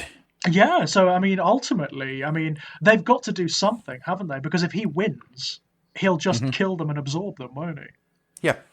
Yeah. So I think that's a really good hook to hang it on, because if you look at how he reacts to the Stormcast, and to the Chaos Gods, actually, yeah, it's always this like rage of I will never own you because you've been stolen from me. Right. You think about that that kind of thought process when it comes to something like a vampire, something that is immortal that can die but shouldn't. Yeah, that's going to be something that he's going to hate in this current form. And that is independent, that can act independently of you, Because they're not dead, they are undead. Yeah. And as I say, Nagash is the god of the dead. Everything he controls has died and been resurrected from his power. Yeah, it's not something else that's happened off the... Unless, of course, Nagash has gone around turning people into vampires, which I doubt. No, that's not his way. No. I mean, he was the one who created the original formula, but that was a mistake. Yeah, it wasn't meant to do that. It was meant to grant immortality, which it did, but with obvious prices and problems. And this version of Nagash probably doesn't even remember that he did that. No, definitely doesn't. not. Oh, it was millennia ago, wasn't it? It was another. It was it was like millions of lifetimes ago. Yeah, he couldn't even remember that the Skaven screwed him over the last time, and then he was like, "Oh, this seems familiar." Yeah. Why am I experiencing like deja vu? What was this? Yeah. Oddly familiar. Not quite sure why.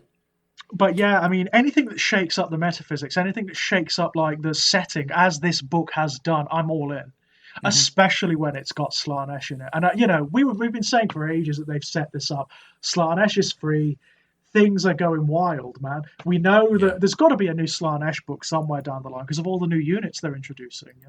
Oh, absolutely, yeah. And I think whatever the new Age of Sigmar 3.0 will be, I'd hesitate to think of a name if the Slaanesh is involved. Right, who knows? Experience War. There you go. The Age of Desire or something like that. It'd be fun, wouldn't it? Oh, that'd be a good name, actually. Yeah, I like that. I think that there's going to be a lot of Slaanesh in that. I don't know who they'll be against. Yeah. Maybe mixed elves. I think what it's going to be very likely is with the birth of the Slaanesh child, there's just going to be a riot across the mortal realms. Yeah. There's going to be Slaanesh, like cultists and followers erupting throughout all of the different cities. There's going to be like Slaanesh wizards and psychers all over the place. Not psychers because that's 40k, but wizards and sorcerers. Actually, that's a really good point. So civilization gets thrown into disarray by these cultists all rising up at once. Yeah. And then that really ties into the rest of the Chaos Gods. It ties into the Skaven. It ties into the Beasts of Chaos. There's a lot there that could work really well. There's a lot of fun to be had, isn't there? I can see rival cults between the disciples of Zeech, for example, and the Slaanesh cultists really getting into it. Maybe being allies for a little while, then turning on one another. The narrative potential is huge. It really is. It really is, and there's so much going on here that really opens up. I mean, I beg your pardon. I make the thing about the Grand Alliances being broken up. I mean, this thing is called Broken Realms. Right. This to me signifies that we're going to get a different kind of shake-up that we had in Soul Wars. Yes, I think. Yeah, I think you might be right. Soul Wars was a very unified pinprick of something happening, which affected everything. I think this is going to be an eruption. Yeah. It's not just going to be like one realm, it's not just going to be like Sheesh. It's going to be everything. It's just going to be upturned. I hope so. I want to see something happen with like the Stormcast, maybe shake them up a little bit. Maybe, I don't know, throw open the gates of Azir or Bejaheim or whatever. Because it's always been so sealed off, hasn't it, from everything else? Disconnected. But then again, so's the realm of chaos. Yeah, that's a fair point. Yeah, they mirror each other really well because they're both completely sealed off, and you can only get in and out if you're allowed to. Yeah. And I think that works really well for a narrative point of view. But I think that there's going to be a lot. I very much don't want to overthink it because I don't want to get myself into the position where I'm sure that this is what they're going to do, and then they don't do anything that's massive. Be very, very upset. Yeah. But I think there's a lot of clues there that's what we're going to see. The biggest shakeup is going to be almost like a political one. Yeah. It's going to break apart a lot of the Grand Alliances, which I think would be a good idea. Yeah, I think that's where we're headed because, I mean, the seeds are there. The seeds are already there. And they've done so much in this one book that changes the status quo. So much. They've got to keep upping that ante, haven't they? They've got to build it towards something really ridiculously huge now. I mean, from a mechanics point of view, I do realise that breaking up the Grand Alliances is going to be a massive headache for the data sheets and the keywords. But I mean, there's probably going to be other ways around that. Yeah, I'm sure there'll be a way around that. As an elegant way around that. Yeah, Elf can always ally with Elf. That type of thing. You got the Elf keyword in there. That would probably work. Yeah, I mean, I think we're also going to see very soon the stirring of Malarion. Yeah. And the Shadow Elves there, because they are, again, they're very present in this book. They are. They're a really good background noise that are just there doing things. And there's a lot of reference to Malarion. Because, of course, he is Morathai's son. Yes. And they don't get on. I wonder if that's what the next Broken Realms book's going to be. That would be cool. That would be cool. I mean, I find it weird we've heard nothing yet about the next Broken. It is a bit weird, isn't it? I mean, maybe because of everything that's going on. Maybe it's due to be out by now. Who knows? I'll have to keep an eye out for the next live stream and just go, "Hi, please tell us more." Oh my god! I mean, any hint of the next Broken Realms book, I'm so in. I just want to know now. I want to know what it's all about.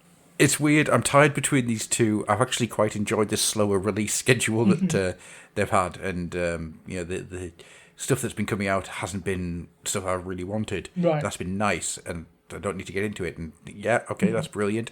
But then on the other hand, I want more of this, please. Yeah, I mean, it's been very good for whetting the appetite, hasn't it? Because they've done really well. There's been some great stuff released. Really, really great stuff, and even greater stuff hinted at. So I mean, obviously we had recently the Death Guard book was sadly pushed back, but it's fine. I don't mind as long as it, as and when it gets here. Very excited about that one. Very excited about that one. Is that everything that you want to say about the Death Guard book there? No, I mean, obviously, we've been getting hints. We've been getting hints, haven't we? They've been giving little hints and little bits and pieces, little bits. Hints without seeing the full picture, and it's not like people have taken part of information and ran with it. Oh well, they never do that. We've talked about this on this show before, but the forums and a lot of the message boards for 40k and for AOS, they can get a little bit extreme at times. They can get a little bit extreme. And one of the things that's really sort of set the cat amongst the pigeons is the changes to disgustingly resilient in the Death Guard. So, I mean, the thing is, if you look at what's happened to Space Marines in general, not just the Death Guard, they've already become very resilient because they've all got 2 wounds now. They're all very tough to kill.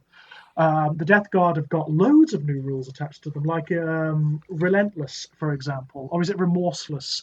It's a rule basically that says that modifiers during combat attrition don't do anything to them. So they're not going to run away. They're not going to die from combat attrition. So that's a big benefit. That's huge. That makes them very durable. There's also, I mean, what's happened with Disgustingly Resilient is that it's not an extra save anymore, as it used to be. It's now, it limits the damage of bigger weapons, essentially. So every weapon is at -1 damage that attacks a Death Guard unit, which makes them much more survivable against like damage 2 or damage 3 weapons.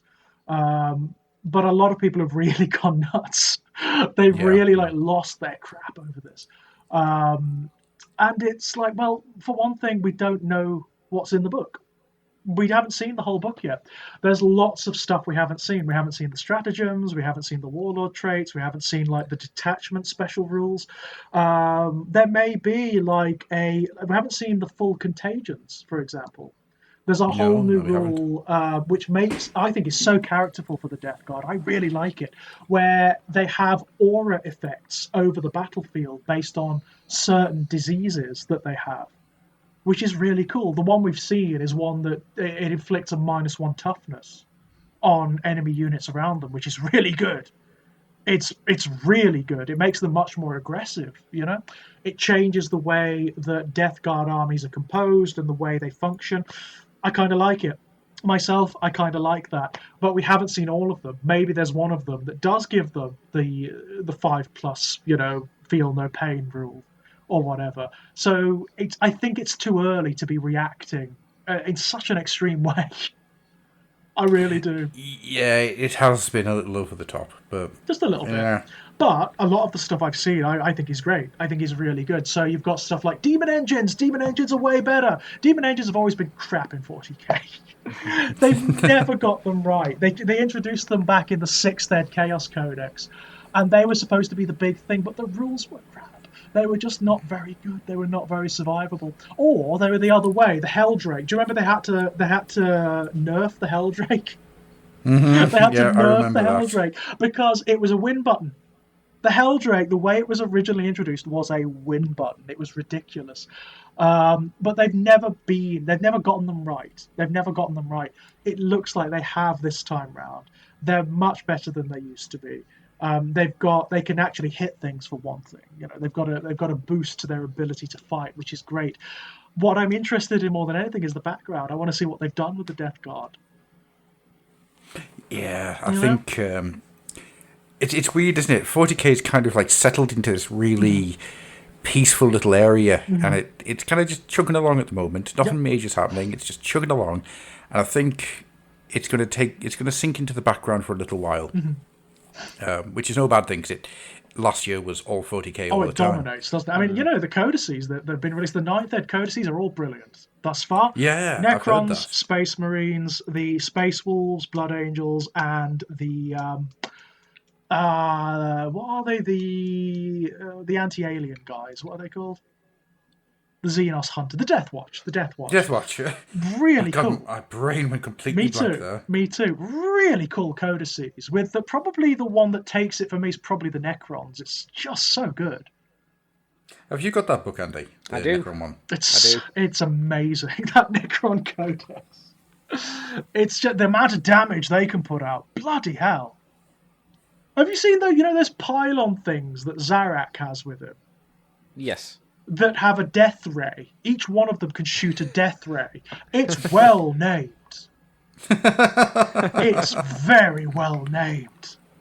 My goodness me, the stuff the Necrons can do is insane. So I have high hopes for the Death Guard book, and it's going to be a really good indicator of where Chaos is going in 9th Ed. It's very clear that they've shaken it up a bit. There are changes are coming, which is all to the good. It's all to the good. No more changes. Just I'm up for I can't take any more changes. I'm up for it. I'm very, very into what they're going to do. I mean, the Death Guard Codex from 8th Ed was great. That was a wonderful book. One of the best books they've ever released for Chaos, to be honest. But it's going to be a great indicator of what they're going to do with the other Chaos forces, because some of it carries over, obviously. Of course, yeah. The Demon Engines, all the changes to Demon Engines are going to carry over to Thousand Suns book and to the whatever general Chaos Space Marine book we happen to have. So yeah, I'm interested. I'm very intrigued, and I kind of want it. I'm very sad that it's been pushed back. I see why. I totally see why. Oh yeah. I mean, everything's had to slow right down. Totally get it. But man, I want that book. And not only that, I'm really interested to see what happens when all the Xenos books start hitting. Well, have you seen the latest? No. There has been a bit of a leak where somebody apparently got in one of their mail order boxes sprue that they shouldn't have got. Yes. Ooh. Now, that's a commemorative series. So that's like Jacob Bugmanson. That's a outside of the regular cycle release. Unfortunately. So that, I think, is going to be the Christmas Day release. Yeah, the orc. Yeah. The Gorka Morka orc. Yeah, he's a Gorka Morka character. Oh, man, that's so cool. And I will be getting that. But there is another little rumour. Now, normally we don't really discuss rumour in any real detail. But there is a part of me that wants this to be true. Okay. Really, really wants this to be true. So there is a rumour that the Necromunda cycle, when that comes to an end with the road to Necromunda, that it's going to be replaced with Gorka Morka. Ooh, that would be grand. Now that almost sounds too good to be true, especially for the orcs who are in desperate need of more models. The thing is, if they release Gorka Morka, that would surely be an indication that they're leading into the orcs in 40k as well. That would be an indication that they are going to give the orcs some serious love. Yeah, absolutely. Well, a whole game system where there's nothing but orcs, and Snotlings and Gretchen, obviously, but mostly and orcs. Digger Knobs and Muties. Yeah, Muties, yeah. But mostly orcs. But mostly orcs, yeah, I mean, that would be so cool. Can you imagine what they could do with Gorka Morka with regards to terrain now? Oh, yeah. You could have bits of the ship. Yeah. It'd be amazing. It would be fantastic, and I would be doomed. Yeah, I've been very, very good in trying to stay in my 3 systems that I play in. Yeah. Gorka Morka would actually it would hurt because I love Gorka Morka. Gorka Morka is fantastic. I loved it too. Back in the day, I loved it to bits. Mm-hmm. It was such a fun game to play. Oh, yeah. Saying you're the Gotrek and you will have found your true doom. The 4th game system. That sounds like that's really the 4th game system. Yeah, this is like a good version of Ready Player One, where I found the 4th secret. It's I hope that's true. So do I. I have my doubts. Me too, because it's been a while since the thing is with something like Gorka Morka is it's a big risk, isn't it? Because it's like really, if you look at the factions in 40k, it's a 1 faction game, isn't it? Yeah. Which makes Speed Freaks came out and it was a decent enough little game, and it was a racing game, and it meant you got those the vehicles and whatnot. Mm-hmm. If you're doing Gorka Morka, you're having to do everything from the ground up. Yeah. But I suppose you can just use those molds and just go, they're 40k orcs anyway, potentially. Well, that's what they did with Gorka Morka anyhow, yeah. Everything in Gorka Morka Morka got moved over to 40k. Yeah, certainly did. I mean, the aesthetics of 40k influenced the way the orcs went, didn't it? Yeah. Oh, yeah. So you say it's a risk, but it could just be like, well, we're making these new orc models. How about we slap in a system around them first and sell them as a box game first? Fair point. Yeah, fair point. It that's a fair point. And also, it means that they can test what the appetite is out there, isn't it? You know. Mm-hmm. Yeah, that might be the case. God, that'd be wonderful if it's true. I want it. Yeah, I want it so badly. Given Gaskell as he's back. Mm-hmm. They've got to do something with the orcs. They've got to introduce something with them, because they can't just have him. No. In isolation, I don't know. Have we discussed this? I think we have. That I asked the question on a couple of different 40k areas. It's like, so where's Commissar Yarrick?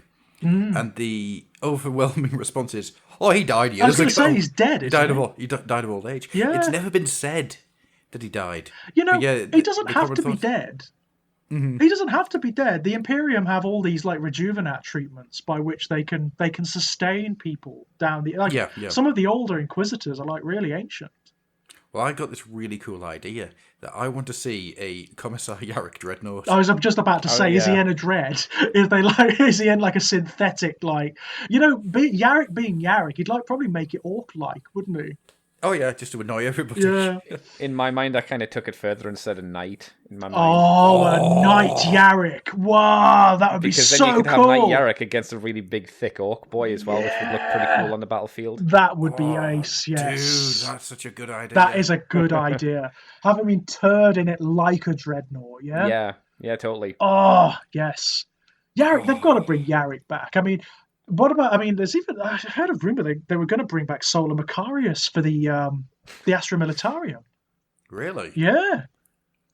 Which again kind of makes sense because he's the Abaddon equivalent, isn't he? He's the Marnius Calgar equivalent for the Astra Militarium.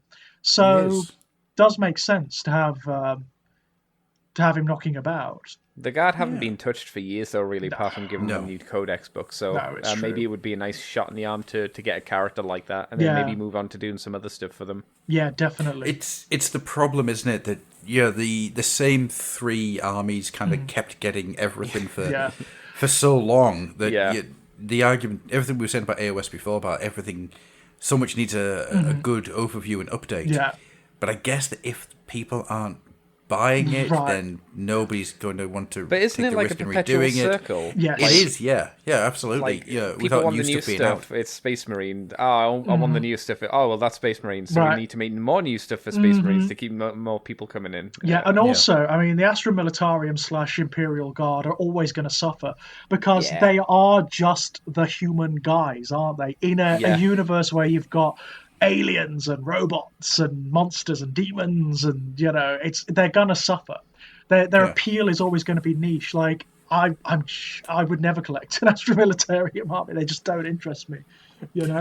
I would, but they'd have to be Valhallan. Oh, the Valhallans! Wow. Yeah. Just because, Russian men with lasgun is good, yes. Yes. We ride cow to battle, yes. It's just for the excuse of doing that, isn't it? That's all it's for. Yes, get on yak. Get on yak, ride to battle, shoot gun, yes. But the only ones we've ever had, like, recently, the only regiment that's had any attention is things like the Death Corps of Krieg, it's things like did the Catachans have some stuff recently? Or hasn't that been for a while? No, I mean, they got Sly... That's it, Sly Marbo, yeah. The Marbo, yeah. I knew it wasn't Sly Rambo, but I couldn't get it. Once again, only name I can remember today, Butterplug. To be fair, Sly Rambo would be a really good custom job. Sly Rambo, yeah. Well, that's what he is, isn't he? He's Sly Rambo. Yeah. Yeah, that's exactly what he is. Shall we start closing everything down? Yeah. We're nearly at 4 o'clock. We're doing all right, yeah. We're doing all right. I feel that we could keep talking as well, so it's probably a good time to start closing down. Yeah, no worries.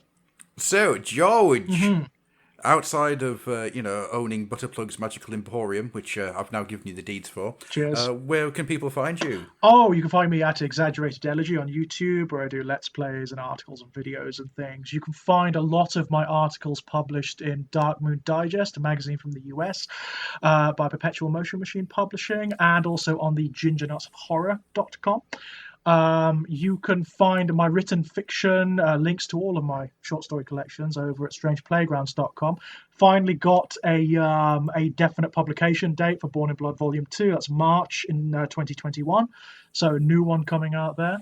And you can come and chat to me over at Twitter at Enigmatic Elegy if you fancy it. Excellent stuff.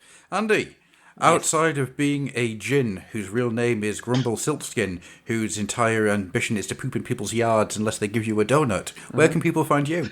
You can find me on Twitter, CCTFW, on YouTube as Cobra Commander TFW, on Twitch as CCTFW as well, where I stream at 11 o'clock in the evening UK time every night. And you can also find me on the Moonbase 2 podcast, where me and my buddy Mikey talk about Transformers every week. Before we go, Andy, I've got to tell you, Slave Knight Gale did him. What's that? Slave Knight Gale did him. Oh, you did him? Oh, yeah. Good stuff. I told you you could do it. You know what happened? I've been trying to kill that. I won't swear that profoundly on the Fluffenhammer, but I've been trying to kill him for months and months and months. Sat down, thought, like, casually, I'll listen to a podcast and I'll have a go at him. Killed him. Mm-hmm. Just did it. You just got into the motion of it. You weren't thinking, you just kind of flowed with it. That's what it should be. That's good. Killed him. Also, George, when are you going to get more of your Clive Barker games up? Because I enjoyed the Undying. Shoot one. Yeah, the Undying. Yeah, there's a new episode just gone up, and good. Yeah, it takes me a little longer to record that one and to edit it together. But there'll be more. There's definitely going to be more. I'm going to finish Undying. I don't think I'm going to do Jericho. I can't. It hurts too much. That sounds like quitters talk to me.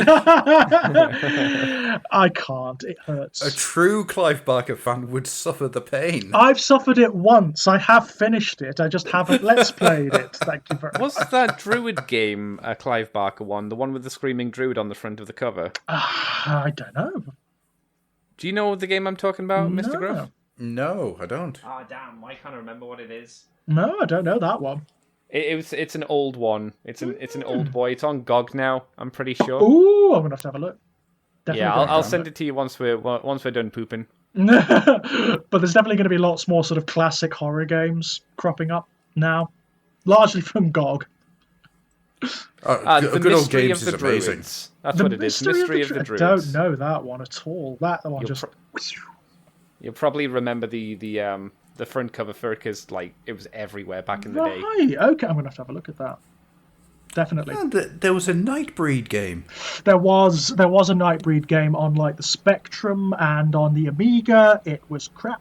It was just appalling. Yeah. Nightbreed, the action game. Nightbreed, the interactive movie.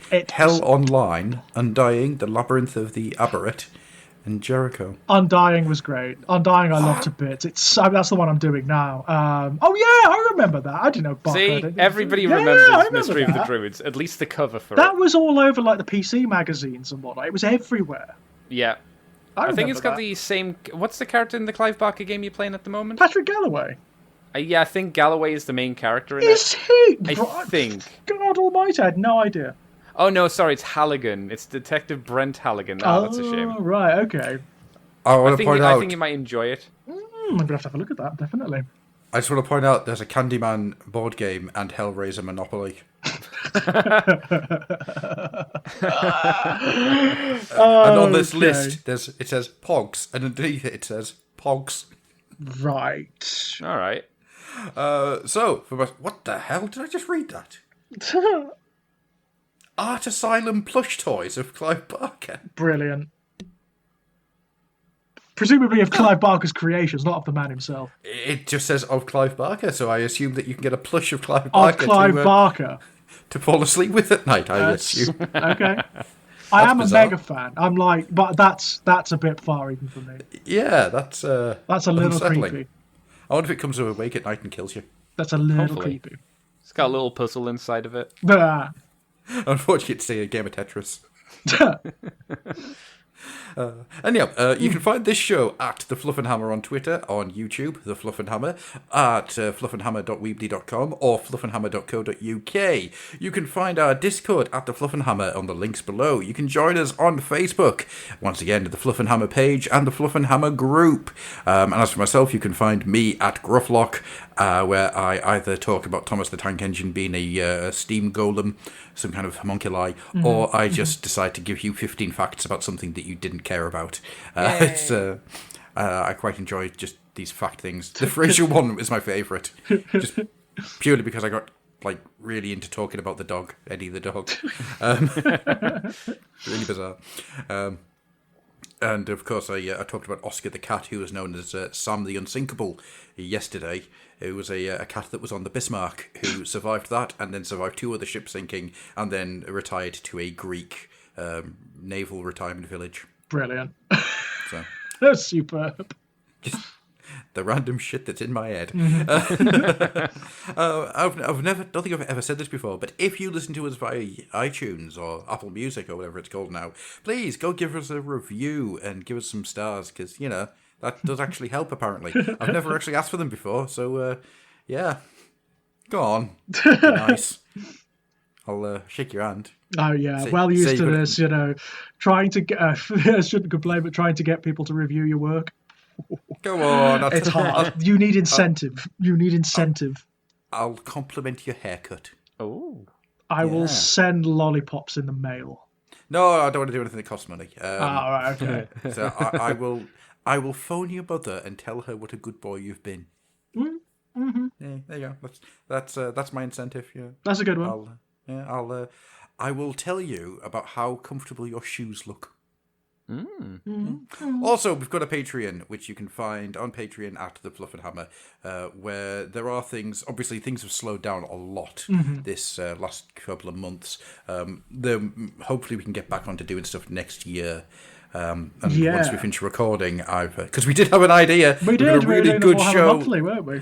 Yeah, we've got a really good show that we want to do, and we'll get onto that. But I want to get a few of those in the can before we get going. And of course, once we finish recording today, I've got a little idea I want to float with these guys before we close. So with all that being said, thank you very much, George, and thank you very much, Andy.